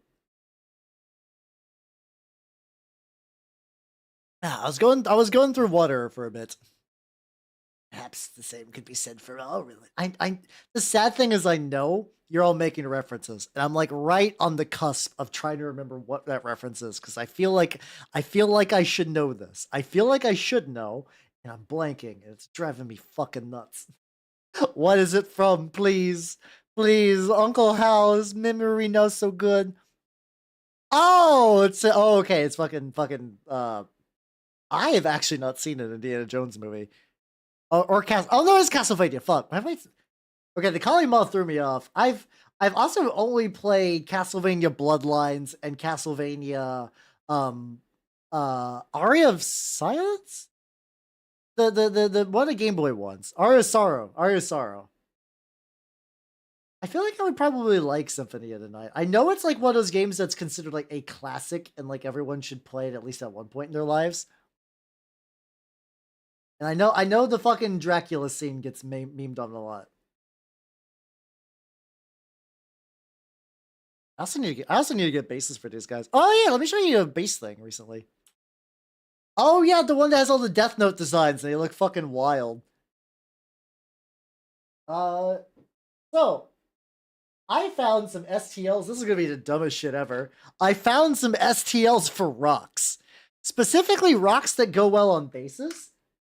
And where's the boy at? If I could show you like why I got the rocks. Where are you, boy? The boy is somewhere. Anyway, I am reintroducing tactical rocks.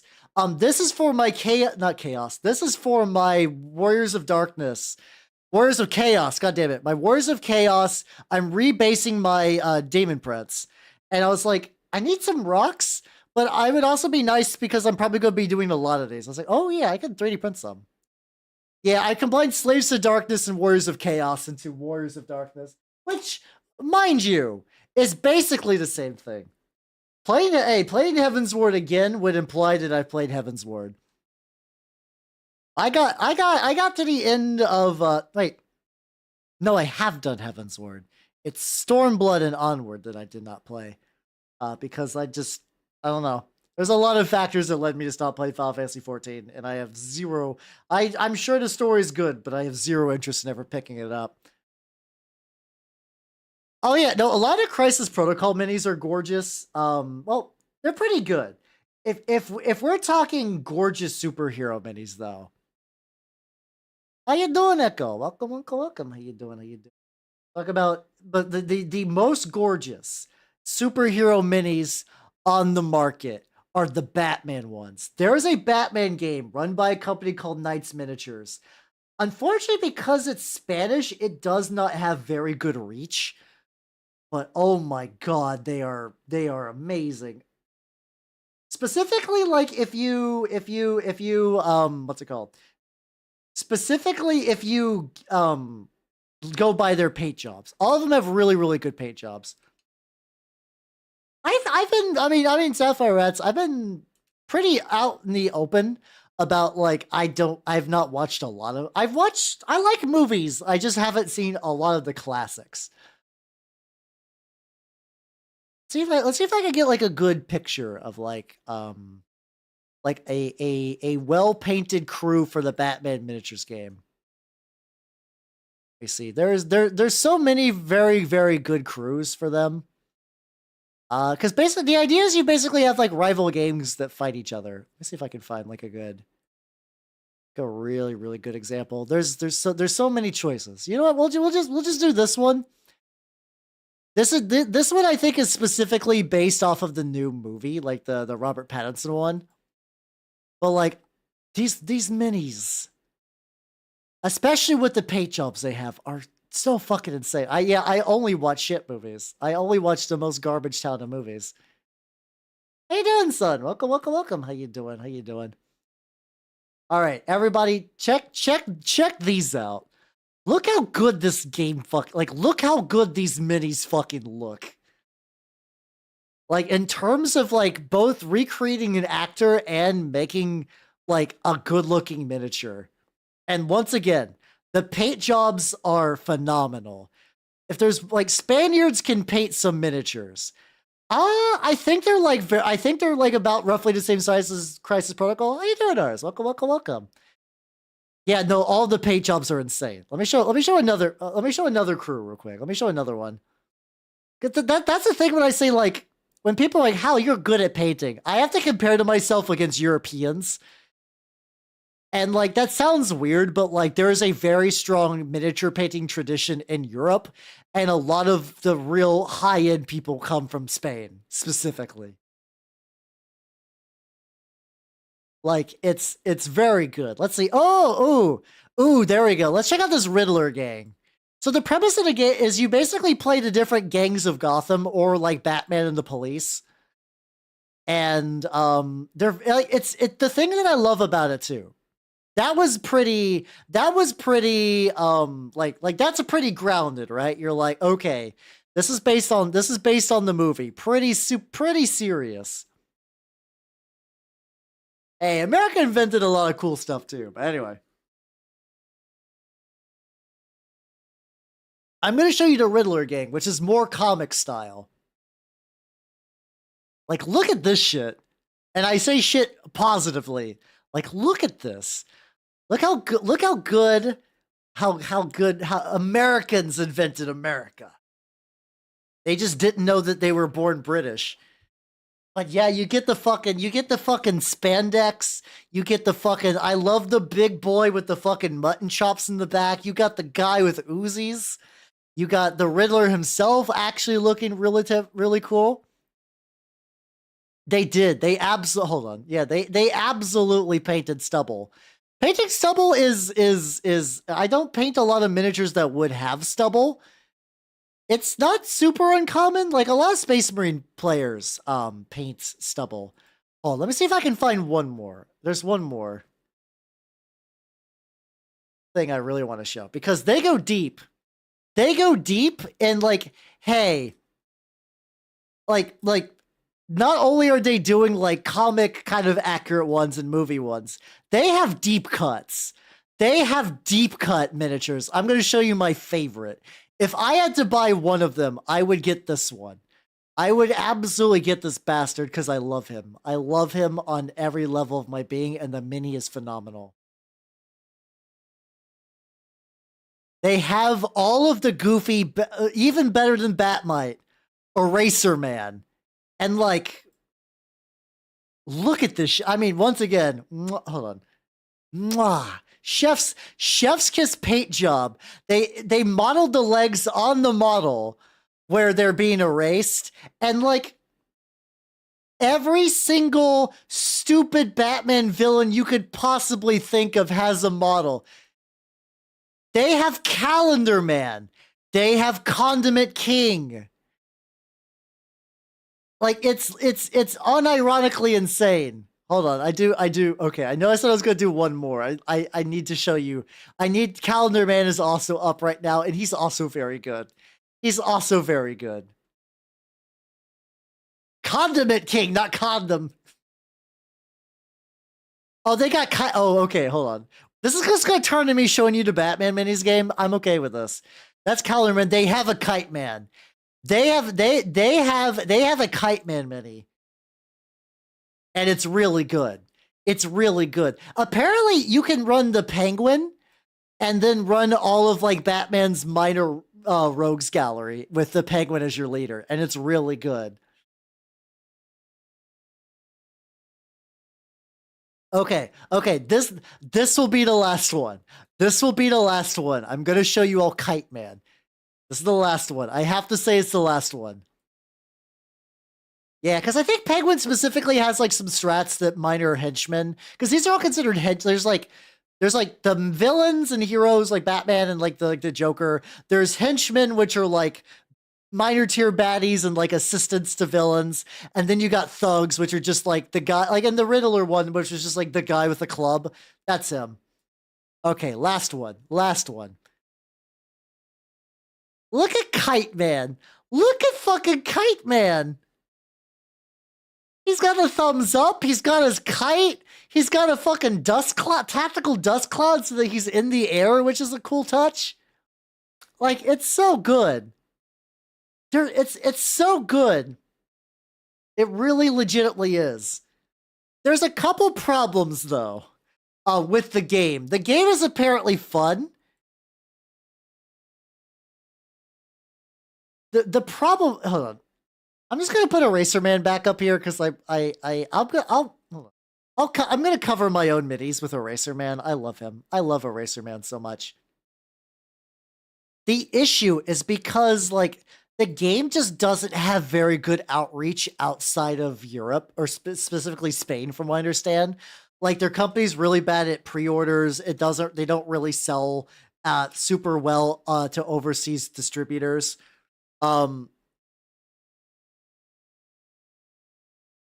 So you basically have to buy them direct,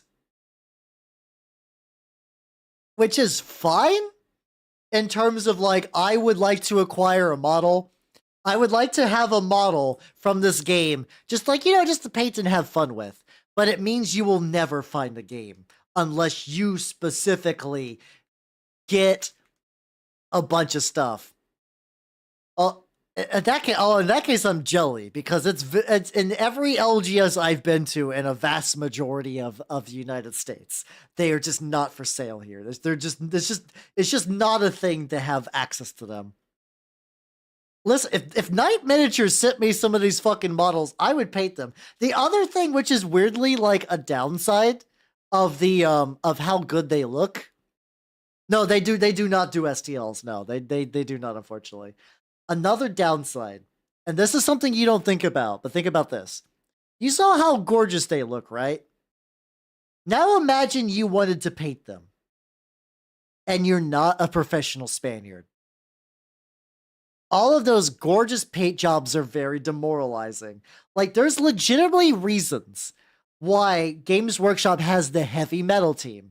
And because like I originally like a lot of heavy metal, like, oh, I don't like the way this looks. This looks stupid. They're just it makes the model look bad, and you see like another person paint it. Like, why didn't they paint it good the first time? The thing is, the heavy metal style is like professional, but it's obtainable. It's something that theoretically a new painter could be like, oh, fuck, that's complicated, but hey, they have tutorials. Why can't I not snooze the ad? God damn it. I was about to rant, and now I have to drink water instead.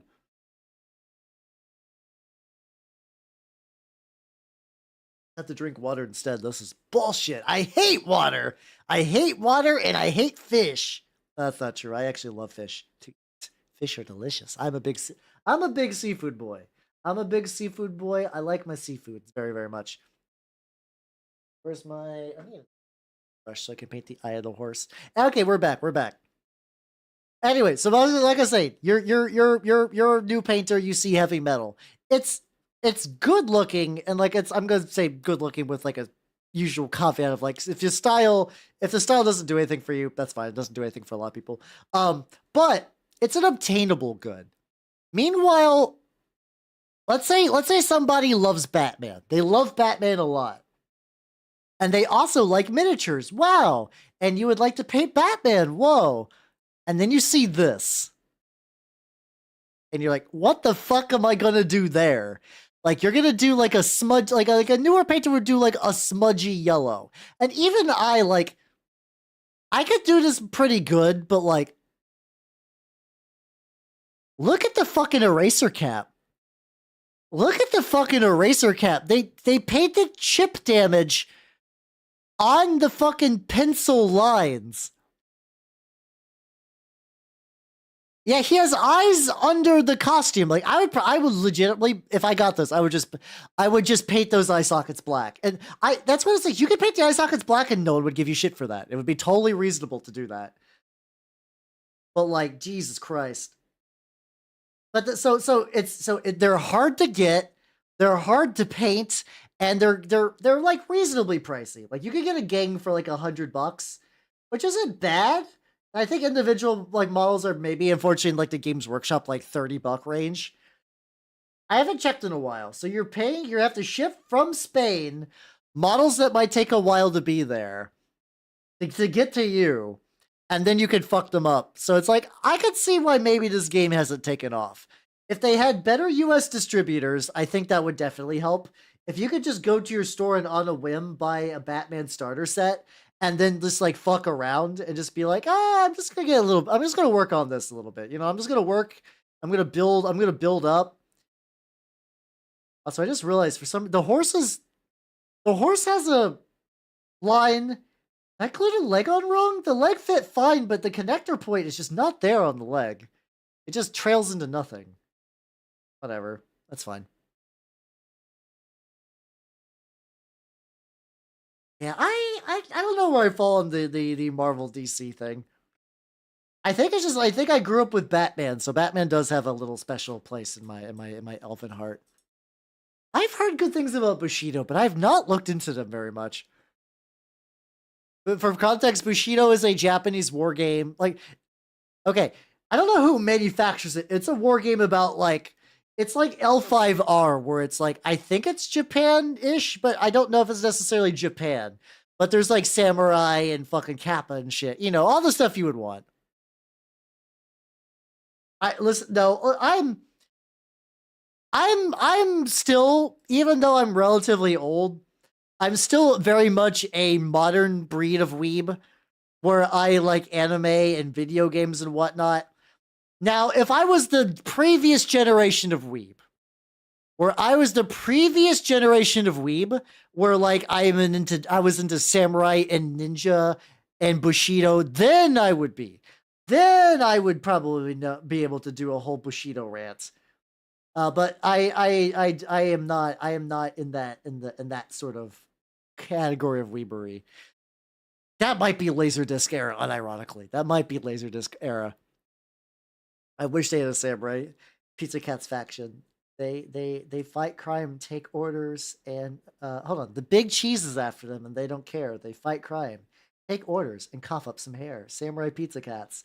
That is a jingle that I saw when I was 6. I am going to be 34 this year, and it still hasn't left my brain. I used to watch it before I would go to like preschool, I think. Six is like the maybe kindergarten. Maybe kindergarten. It was something like, it was very, very, very early in my educational thing, where I would wake up, I'd eat my cereal, I'd watch my cartoons. That's probably it, yeah. Is like, wait. So yeah, exactly. I see, when I was 6, I watched Samurai Pizza Cats, and now I paint miniatures, and all fucked up. Oh yeah, I mean, I do feel like I'm failing myself not knowing the full katanas are underpowered in the D20 system copy pasta from memory. I'm a little sad that I don't just got that just like off the cuff. I wish I knew the D20 katana copy pasta just ready to go. Just ready at a moment's notice. Wait, are you trying to do a fucking domino effect as a pizza joke, or was that totally accidental? Was that totally accidental? Because I could see that one going both ways. I guess you could have said a dominoes effect. Oh, that was excellent. Yeah, there we go. There we go. Accidental punsmith. Blue rats, also aka cyan rats, aka sapphire rats, aka cobalt rats. I think those are your 4-1. There might be a fifth bonus rat, but as far as I can tell, those are your known aliases. Aliasi, something like that. Alright, I gotta paint the straps on this fucking horse, goddamn. Azure rats. Did I not do Azure rats? I thought Azure's blue rats is the primary. It usually goes like blue, azure, sapphire, and then I think cyan's coming up next. I could be wrong though. I could be wrong on that. Yeah, I keep paying for a legal name change. Oh, the U.S. government loves you, but your local branch of the U.S. government hates you.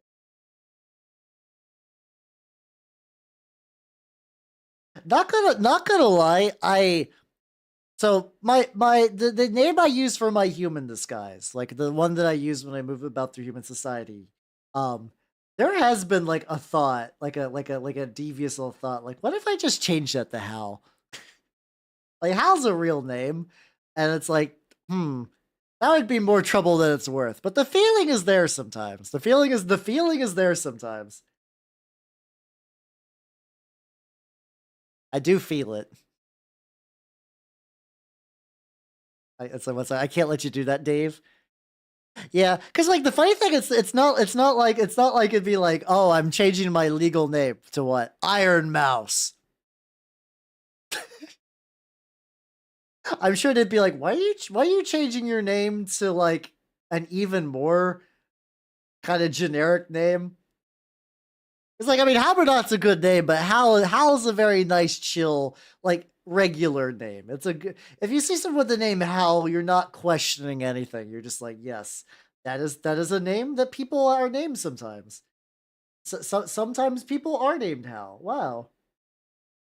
Probably gonna paint this blue, and I'm probably gonna touch up the brown little bits. Oh yeah, they like legitimately. If it's in the Batman comics, like they even have the Bat who laughs in there. If that gives you an indication of just like how deep they fucking go. There's also apparently another game by the same company that is more like general DC heroes.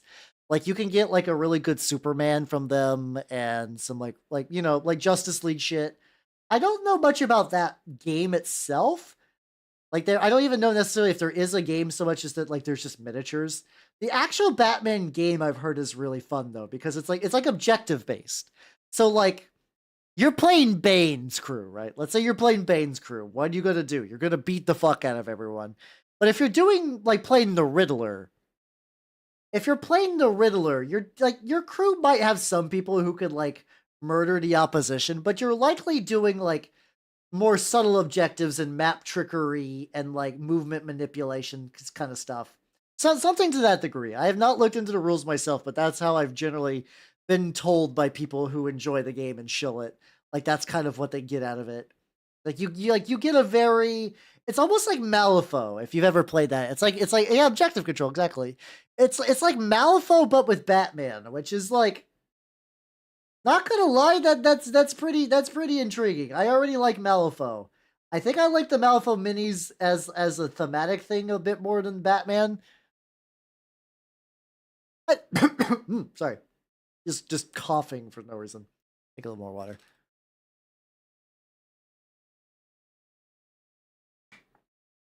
I think it's because like objective bases are like, in terms of war games where you just kind of blanket murder the fuck out of each other. You see. Oh yeah, they have the death metal Batman. They got Man Bat. They got the vampire Elseworlds Batman. Okay. I know I I know I said I would stop posting Batman miniatures, and I know I said one more like 3 times. I have to do one more. I have to do one more. You'll understand. You'll understand. You'll understand when I post this. Okay. Let me get the picture on here.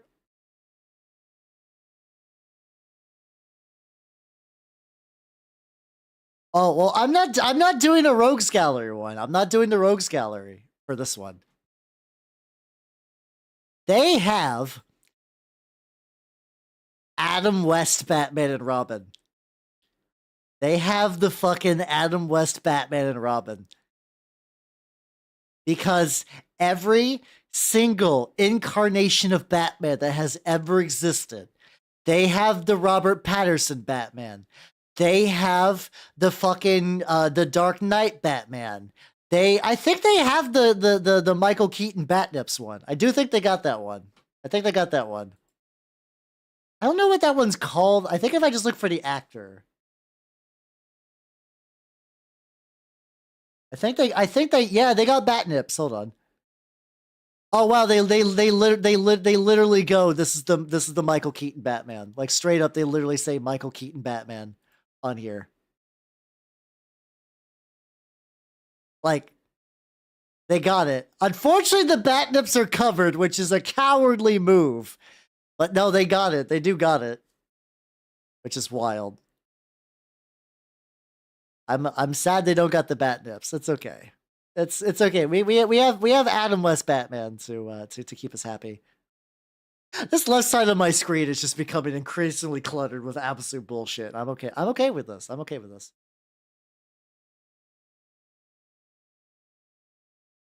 There's probably somewhere you can get a close enough spawn mini, but yeah, I could see like if you want like an official one.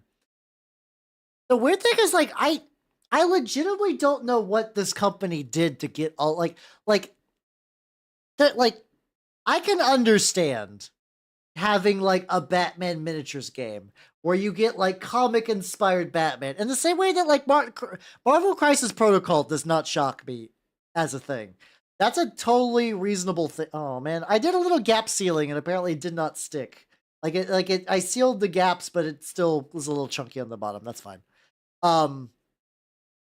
But like the fact that they actually say like, yes, this is based on the actor. Like how the fuck did they, how the fuck, I guess the power of Warner Brothers is really, really strong in this case. Yeah, I had a bunch of extra paint on here, so I'm just putting it on the back cloak because I would like to, I think this one has probably got the one that needs like another layer maybe. I guess it's weird because like over the years I've just come to generally associate Warner Brothers with incompetence. So I kind of forget that they actually are like technically a powerful media company with a lot of reach, you know? You know? Cuz like I'm pretty sure everything I've heard about Warner Brothers and like DC has just been like wall to wall terrible, you know? So it's like, huh, they can do something cool every now and then.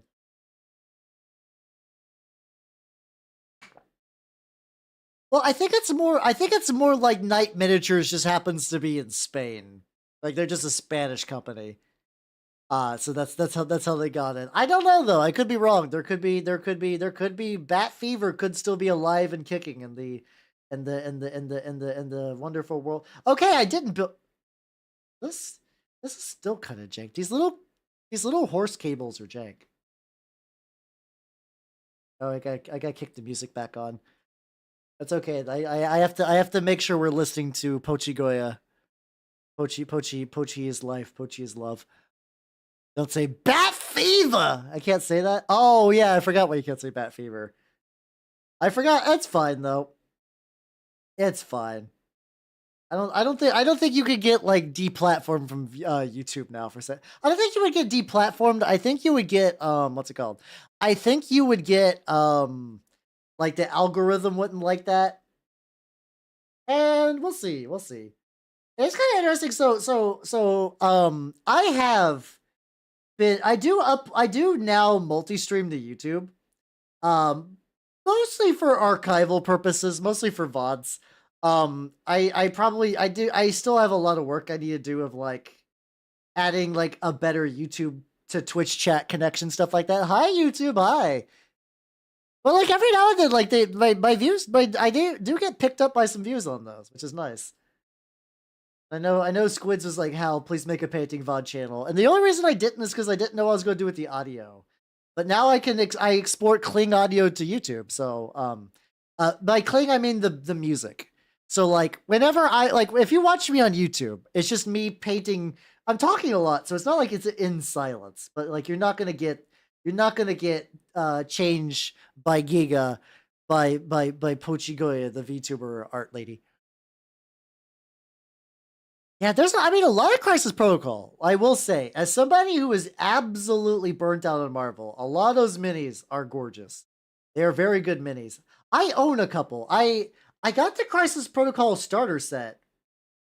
Because there was actually a while, I can't remember if this is before I became a VTuber, or if this is during the early years of the pandemic where I was a VTuber, but like I wasn't like super serious for a while. But there was a little game store I used to go to play a now dead card game called Star Wars Destiny. And Nitrous, have yourself a good night, Chris. Hey, and take it easy. Have a good rest, you. Have a good rest. Surprised. I feel like I should use that pun a lot more. I feel like it's kind of weird that I haven't. But what's it called?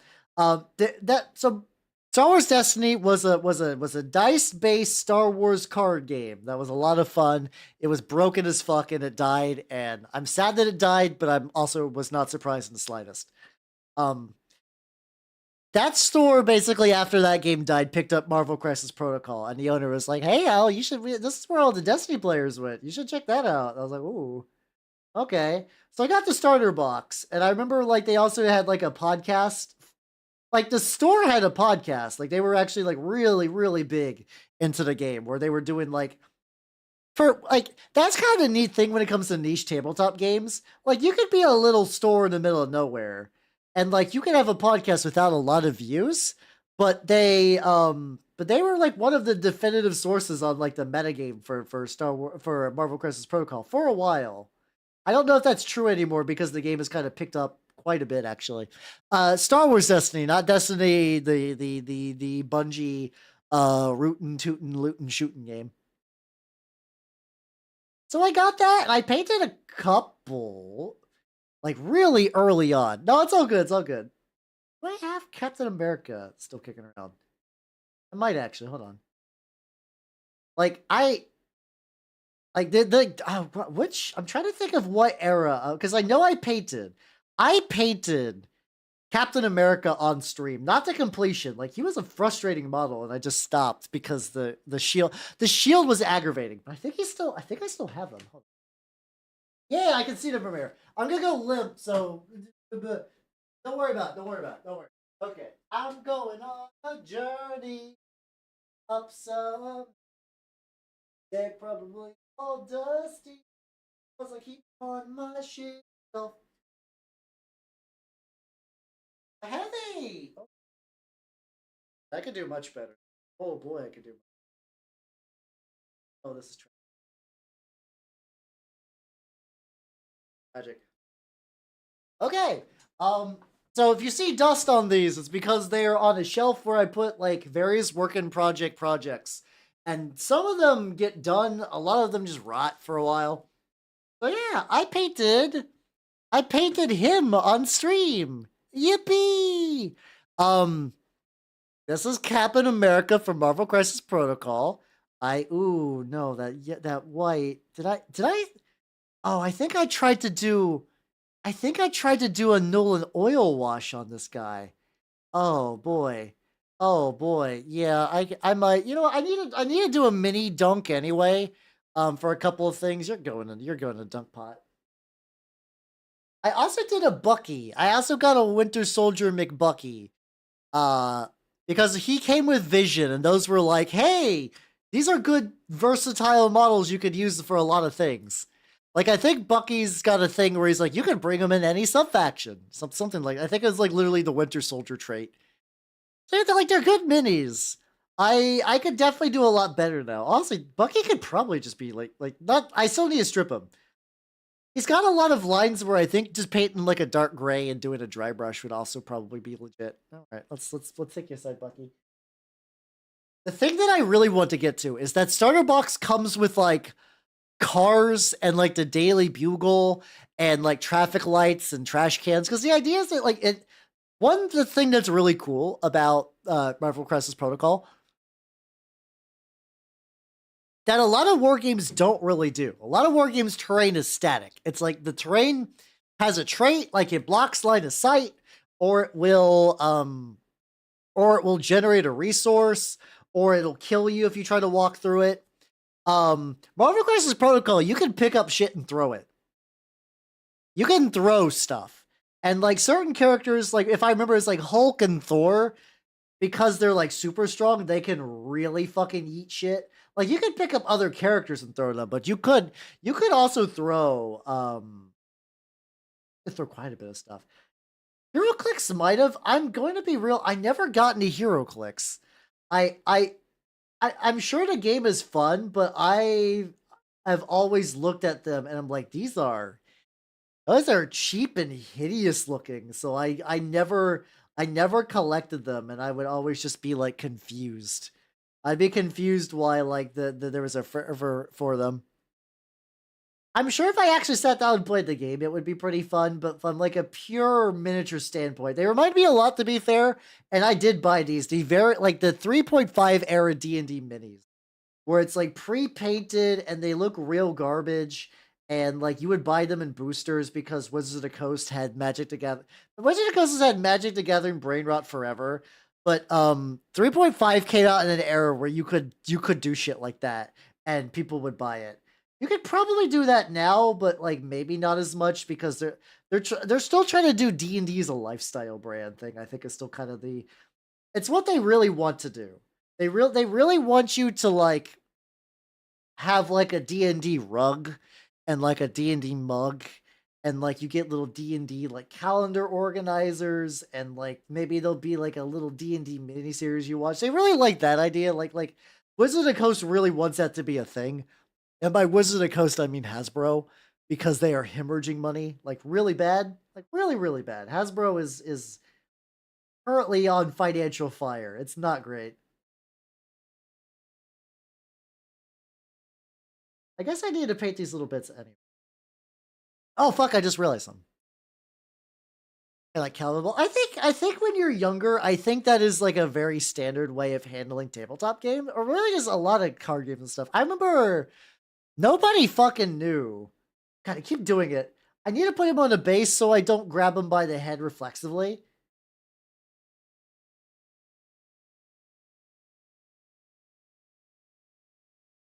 But it's fine, I say, coping. So I think I remember this design like these, where what's it called?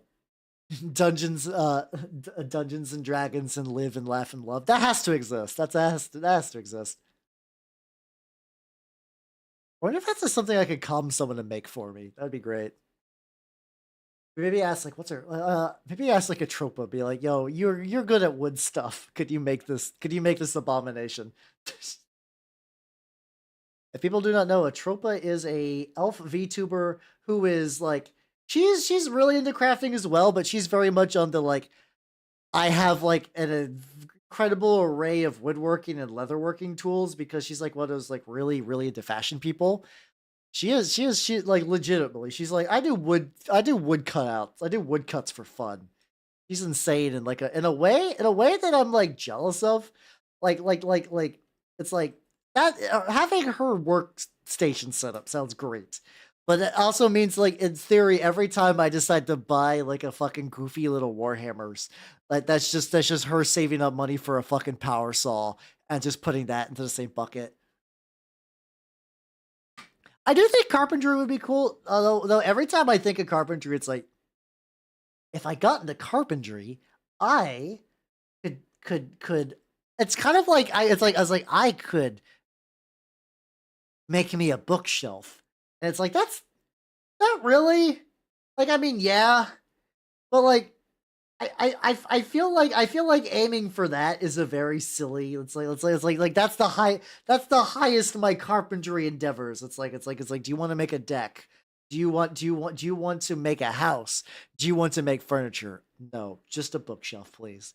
Just a bookshelf. That's all I really need as a person. I legitimately need more bookshelves. I need more bookshelves, and I want to arrange them better because actively picking some of my books has become difficult. I'm not at the critical stage. The critical stage is I mentioned her earlier, Dice Queen D. Wonderful lady. She has like, my house is damn bitch you live like this because of like miniature supplies and crafting supplies. Her house is damn bitch you live like this because of books. Like entirely off the back of tabletop RPG books and other books. She just lives upon stacks and stacks of books. If anyone knows Unknown Armies and if the phrase bibliomancer means anything, exactly like that. Exactly like that. And it's like, man, I'm jelly of that life a little bit, just a little bit, just a smidgen, just a smidgen. But also, I realize I would also be a pain in the ass. Well, the thing about even like going on Etsy or something like that for books, my bookshelves. My issue is like, I think of the best way to say this. Even though I've been pretty like stationary at the place I'm currently living at, it's not improbable that I would need to do a big fucking move. Brown. There we go. I'm looking for a specific paint. Luckily, because I've organized my painting station now, I can find paint. Yippee! So it's like I worry about getting sturdy, heavy furniture, which bookshelves fall into that category for me. Like 100%. Um, so it's like I hunger for nice furniture, but I also realize that nice furniture is heavy, and like I've tried to move heavy furniture, that shit fucking blows. But I also don't. I don't have a strong urge to move out of where I'm at right now. But if one day the guild is like, "How you're moving to Utah," I would have to do that. I would have to do that, and it's like that's gonna be a huge pain. Gonna be a huge fucking pain. I only sit in two places. I've not used my table in years. That's what my living room is like right now. I have a living room with like a PS4 hooked up to a big like a big TV, not like a 4K great one. Like it was like it's like one of those like weird like what is the rating on this TV? Yeah, it's like a two. It's like it was advertised as 4K, but it's really like a 2 and some change K. Like a 2160K TV. Which that's fine for my purposes. But like I don't think I've even I think prior to being a VTuber, I will say I did have a routine, which was like I would have a day at the guild, I would slump down on my couch, I would get me some dinner, and I would watch fucking like Hololive clips through the YouTube app on my PS4 on my big TV. And I don't do that anymore. I mean, I also play like video games a lot more. Like I play a lot of video games, don't get me wrong.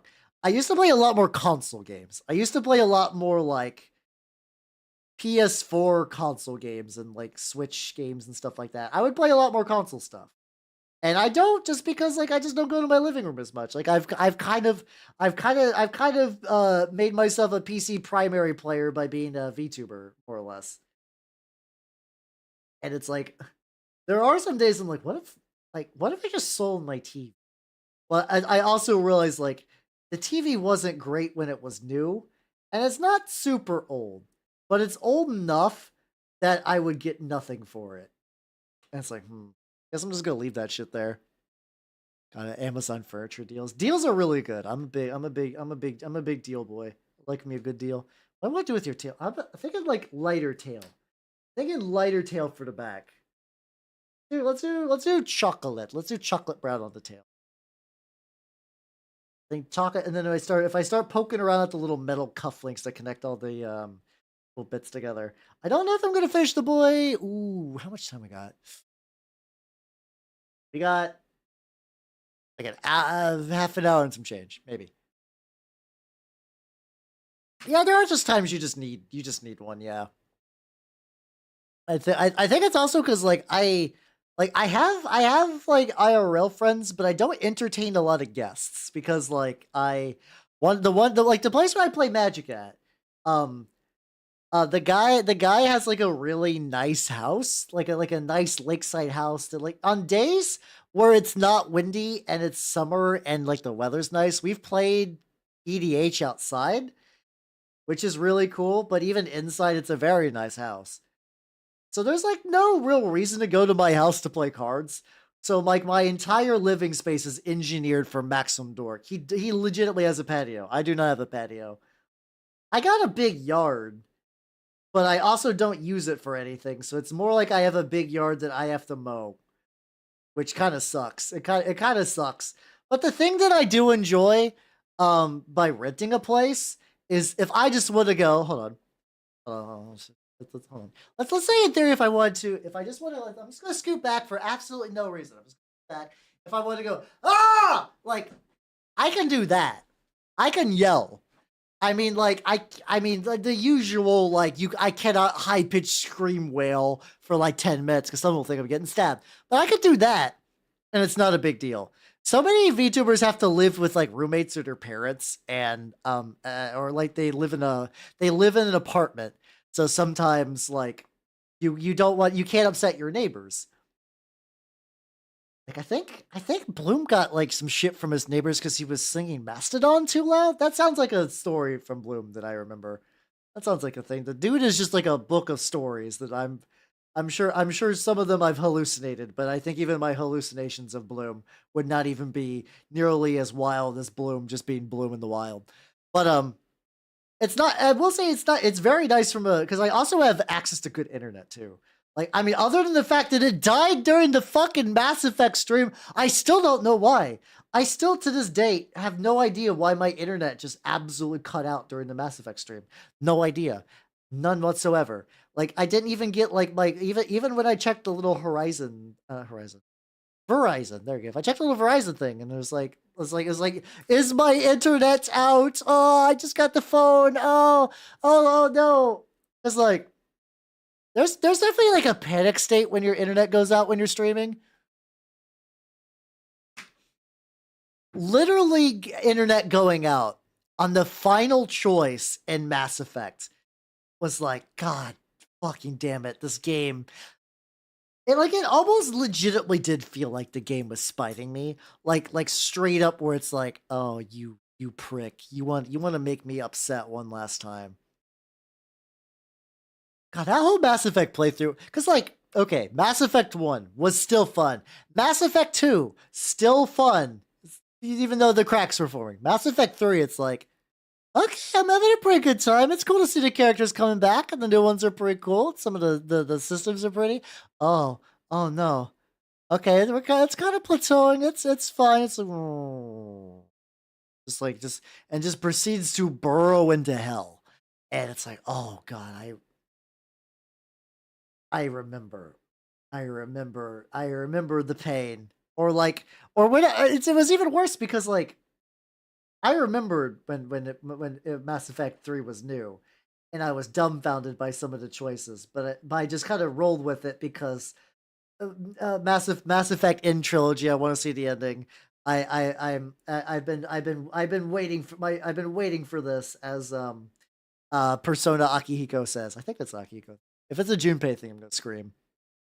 Um, but like the second time, it's like, oh no, you fucking piece of shit game. God damn it, son of a bitch. I hate you. I hate you forever. Um, but it's good now. I got the like the deadly curiosity lifted on me. I think it's good. I think that's why I will be keeping Saturday probably at least for a while. I want to keep things kind of game free. Like not like I might play a Saturday video game. I think the plan, assuming that like things don't get too buck wild, is I want Saturday to be tabletop day, where it's like I do something, where it's like we're going through an old system, or I'm running a game for chat, or for doing a tuber game, something like that. So Chieftain, have yourself a good night and take it easy. Have yourself a good rest. They need a hero? What do you mean like a hero in this case? I'm curious where you're going with this. But yeah, Chieftain, have yourself a good sleep, yo. I will continue to paint funky little rings onto my horse. Oh, just like, I mean, arguably, like whether you like I don't know where you fall in Baldur's Gate 3, but Baldur's Gate 3 was kind of like the big, like, like big one to kind of like bring public interest into it and everything. That's, I think that's like I mean, there's a lot of hardcore people that aren't super jazzed about it, and then there's like a contingency of people who cannot get over the bear sex. And like for me, it's dumb, but it's like I don't need to see it if I don't want to, so it's not like it's gonna no skin off my bones or whatever. But yeah, I also think Rogue Trader was also pretty wild for that as well. I was having fun with it. It's a crazy game. I'm definitely not gonna stream it anymore. It's a very dense game. That's going to be very long. So I'm also putting Rogue Trader on hold. I don't know if I'll ever return to it on stream. Maybe not. We'll find out. It's not like I'm going to be like totally done for these. I still think I do want to do Deus Ex. I want to do Deus Ex at some point though. Next Tuesday. Oh fuck. Next Tuesday, the plan is still playing Yu-Gi-Oh! Forbidden Memories. I have to know. I have to know about the sadistic fucking Yu-Gi-Oh! Game. I've heard nothing but horror stories, and I need to know. I fucking need to know about the orphans. We'll find some way to murder them. Don't worry. The thing that I'm curious about is, so like, I know it's like a very cool CRPG where you can have like, I get like the distinction between CRPG and WRPG. I know effectively both of them kind of roughly mean Western RPG, but anyway, I know it's a Western RPG with like a lot of cool choices, but I'm also super curious because I know there's like a conspiracy theory angle to it. I feel like I would get a huge kick out of that. I feel like the conspiracy angle to fucking Deus Ex I would feed me for weeks. Oh yeah, Unicorn Overlord. When the fuck is that coming out? There's that. There's also Dragon's Dogma 2 is coming out. This is also a wild thing. Is it really? Jesus Christ. This is the thing that fucks with me personally. It's a very specific grievance, and it's not even any of these games' fault.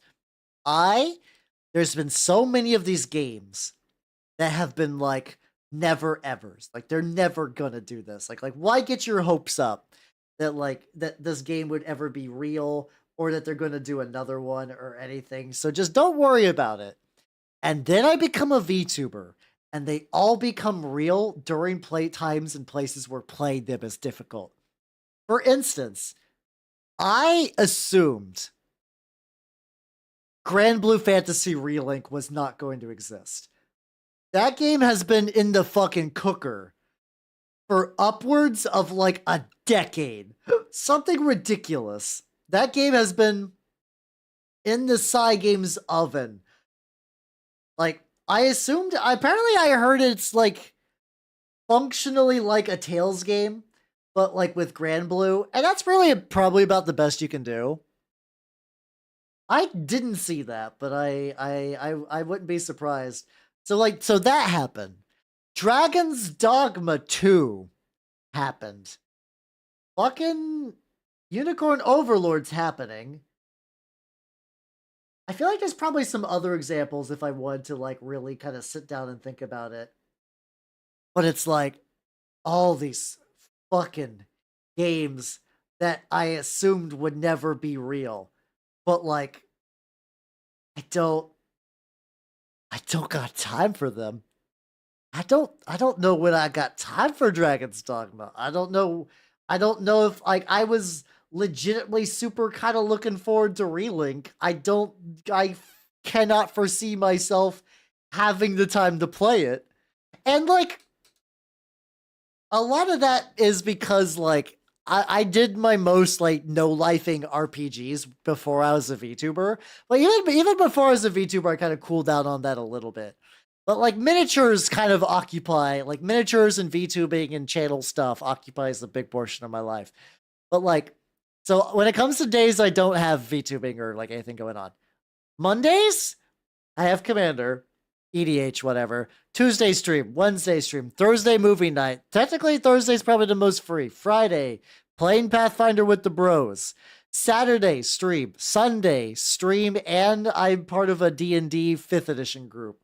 And it's like, some of that is my fault for interacting with multiple groups of friends in a way that is poison to having free time for a big time sync video game.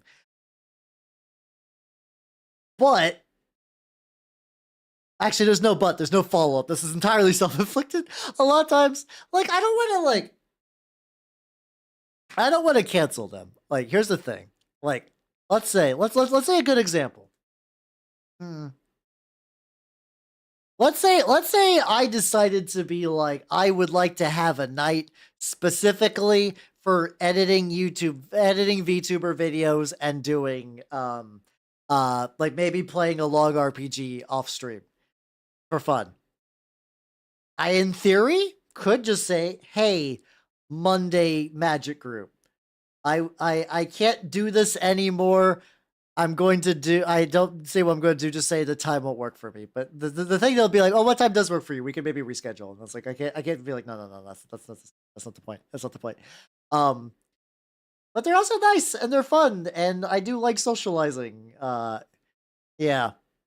But so it's like on one hand, it's like, I don't think I'm going to lose any sleep if like, say I don't get around to playing Grand Blue or whatever. Could I better utilize my time? Maybe. Legitimately, maybe. I don't know. Maybe I do think about that sometimes of like a theoretical, like, what if I stream 3 days a week? What if I stream 3 days a week? And like, what would I do with that extra day? Would I use that for video editing? Would I use that for just chilling? I don't know. It's a thought. It's a thought that's crossed my mind. Especially if I want to shore up on like, get some extra training for guild related activities, stuff like that. I don't know. I think about it. I think about a lot of stuff. Treat myself to a massage. I did get a massage gun, and that thing has been fucking spectacular. I got one with a brushless rotor. I can turn that thing to maximum jelly and just fucking just like hit that in the region of goo that would form a back and just go nuts. Oh, Kentucky, welcome. Is it good that your sleep cycle has aligned to that, or is that bad? Yeah, I did treat myself to back massage goo. No, I don't put goo on my back for the back massage. I am goo. Well, it's both. I gotcha. Well, as long as at least there's like a little bit of good in there. How you doing? Welcome. I'm working on the Witch-king, and I also worked on the Witch-king, which I have to be. Oh, goddamn. And then also another Nazgul. This one's 3D printed, and this is kind of a test model on the kind of cloaky nonsense. I feel like the back is probably a little darker in some spots than I would like. I think the front turned out good. Like the front turned out better than the back, and that's what was important, you know? Oh yeah, honestly, like I don't have a great 3D printer for resin. Mine predates 4K 3D printing, let alone like 8 or 12K, which is kind of like, I think 8K is the new standard. I don't think 12K is like if you want to have like ludicrous detail. But like, see if I can find another example. I have another 3D printed. Oh, here we go. There we go. Check this out. This is really funny. This is Absolonia from Legion of Everblight. This is not a pirate rip. Somebody resculpted her because the metal model on my deck. Absolonia was the warcaster I would play the most when I played War Machine. Her original metal model, I need to show all of you. It is awful. It is like, okay, I have some blue tack in there because I was like stripping the paint. But it's like, She's got like a weird stumpy face, and she's got weird flappy wings, and her body is weirdly squat. Like, I used to take her to tournaments back when I still played War Machine. This was this is my most played Warcaster, and she looks like fucking garbage. Let's see if I can find like a painted one to really sell the point home of how bad this model is. But somebody just resculpted her as an STL for free. And it's like, no, like, I don't really waifu a lot of like characters. I also still very much on the waifu is a sacred thing, and when you have one, you'll know. I don't think I've ever been like a character. I know you're fucking around. You immediately activated like my programming where I had to explain my stances on waifus. But the funny, like the Absolutia in the lore, at least as far as her first stage, she was basically a so in the concept of War Machine, there's Draconic Blight, which is how dragons mutate fucking everything. They mutate fucking everything. With it. And the idea with her is that she was effectively a snow elf, because all the Legion is generally they're snow elves or ogres. She got so blasted with the blight, she basically forgot who she was prior to that. And her body was so loosey-goosey mutated that like it would just constantly shift and ripple. War Machine was fun. I don't know. Like the war game is whatever. I actually did generally like the setting. There was a Iron Kingdoms RPG that was set during that probably the primo time. That was actually a really cool RPG. The cool thing about the RPG, legitimately, is because it was interchangeable with the war game. It used the exact same mechanics, but would have like stats for like skill checks and stuff like that. So you could port in models from the war game into the tabletop. They would destroy everyone though, because the funny thing is, like, you think people would use that to play their super OC do not steal mega powerful characters. No, your average starting character would be bitch slapped by like basic units from that fucking from the actual war game. It's really fun. Like, it's really kind of wild, the power scale. Eventually you do get good, but prior to that, you are garbage. Like, you can have a warjack in that game, but it's like it's a little labor warjack. It's like a trash little fucking like lifter bot. Which is pretty funny. Because I know that because I played one. I was a dwarf. I actually played a dwarf when I played the War Machine RPG. I did not play an elf. I was a dwarf, and I had a little lumberjack, like a little warjack that was just like dealing with like cutting wood and lifting shit. And I also could do a little bit of that, because the way the class system in that game is really it does like the Japanese RPG class approach, where you pick between two classes and you kind of merge them together. I actually legitimately, if I had to go through my back inventory, I actually don't know. I might have played more dwarves in RPGs than elves. I need to think on that actually. See what dwarves? I played a dwarf in a Pathfinder one shot. That was like a real fundamental stick in the mud dwarf. I played a dwarf cultist when I was invited to a 5th edition game.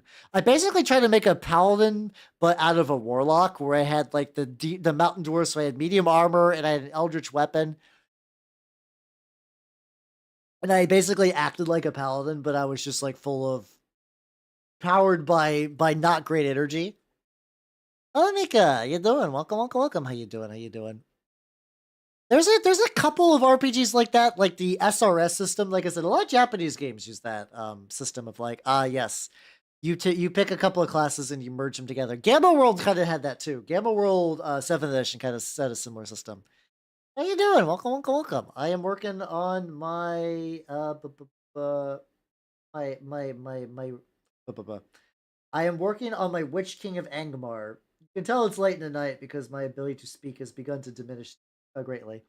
I'm painting the eyes like a dark blue because I eventually want to use the same dry brushing I'm using on the rest of the wraith body to give him like glowy ghost eyes. We'll see how that turns out, but I want to set the eyes as like a dark blue as a foundation, and then build up from there. Oh, I keep hearing nothing. Fabio Ultima's like, I say a lot of games are on my list to look into, but Fabula Ultima is definitely like way near the top. I need to run Fabula Ultima at some point. At some point, there's a very good chance on this channel at some point I will run Fabula Ultima. I feel it in my bones. Oh yeah, I think I looked at Heart at one point. I have it bookmarked somewhere where I heard it's interesting, but I know very little about it, other than the premise seems cool. Hell yeah, Mika. Hell yeah, hell yeah, hell yeah. Working on you. What are you working on? What are you working on? I think unfortunately for you, I might be retiring for the night soon. Trying to get like the last little bits on the lad. I think considering 4 hours of work on this one and like the other Witch-king. God damn it, I said Lich-king. Son of a bitch. Yeah, that little nubbin is just gonna taunt me forever. I might just almost part of me is like, do I just snip it off and reglue it and just make it stumpier? We got this ghost boy. Well, it's fine. That's fine. It's fine. It's fine. But yeah, there's a couple of stuff. There's God, so many games, so many games. I gotta do more reading. This is what I'm talking about. I want to do. Another reason too is like the more I do stuff on stream, the more I can kind of like schedule my ass, kick my ass into gear to do things. So if I keep making Saturday tabletop day, I can use that as like a jump pad for a lot of other cool shit. I think would be neat. Let's get a little bit. Actually, hold on. Well, I have like a little bit more on my palette. I think the paint. Let's give the tail one more paint. On stream, depends. I've run a couple of games for chat, and I've also done a couple of VTuber games. I do have a Necronica game that barring fingers fucking crossed, barring any imminent disaster, I'm gonna be running one. Very shortly. Unironically, just the fucking Lolicami song is very catchy, and I cannot get it out of my head months later. It's a very catchy song. So go Minasari for having it on my playlist twice. The Eurobeat remix and the regular one. There we go. But yeah, I'm gonna be doing I think I can I can announce the players because I think I've announced the players before. The plan is to run Necronica with Bodega Rat, Peony Possum, Ecto the Dead Rat, and Primrose, the other Gring Elf. She is not a rodent or deceased. She is a very alive Gring Elf lady. Very sweet lady, though. Very sweet lady. All right. I think this will be a good stopping point for tonight. So I think I'm gonna go to the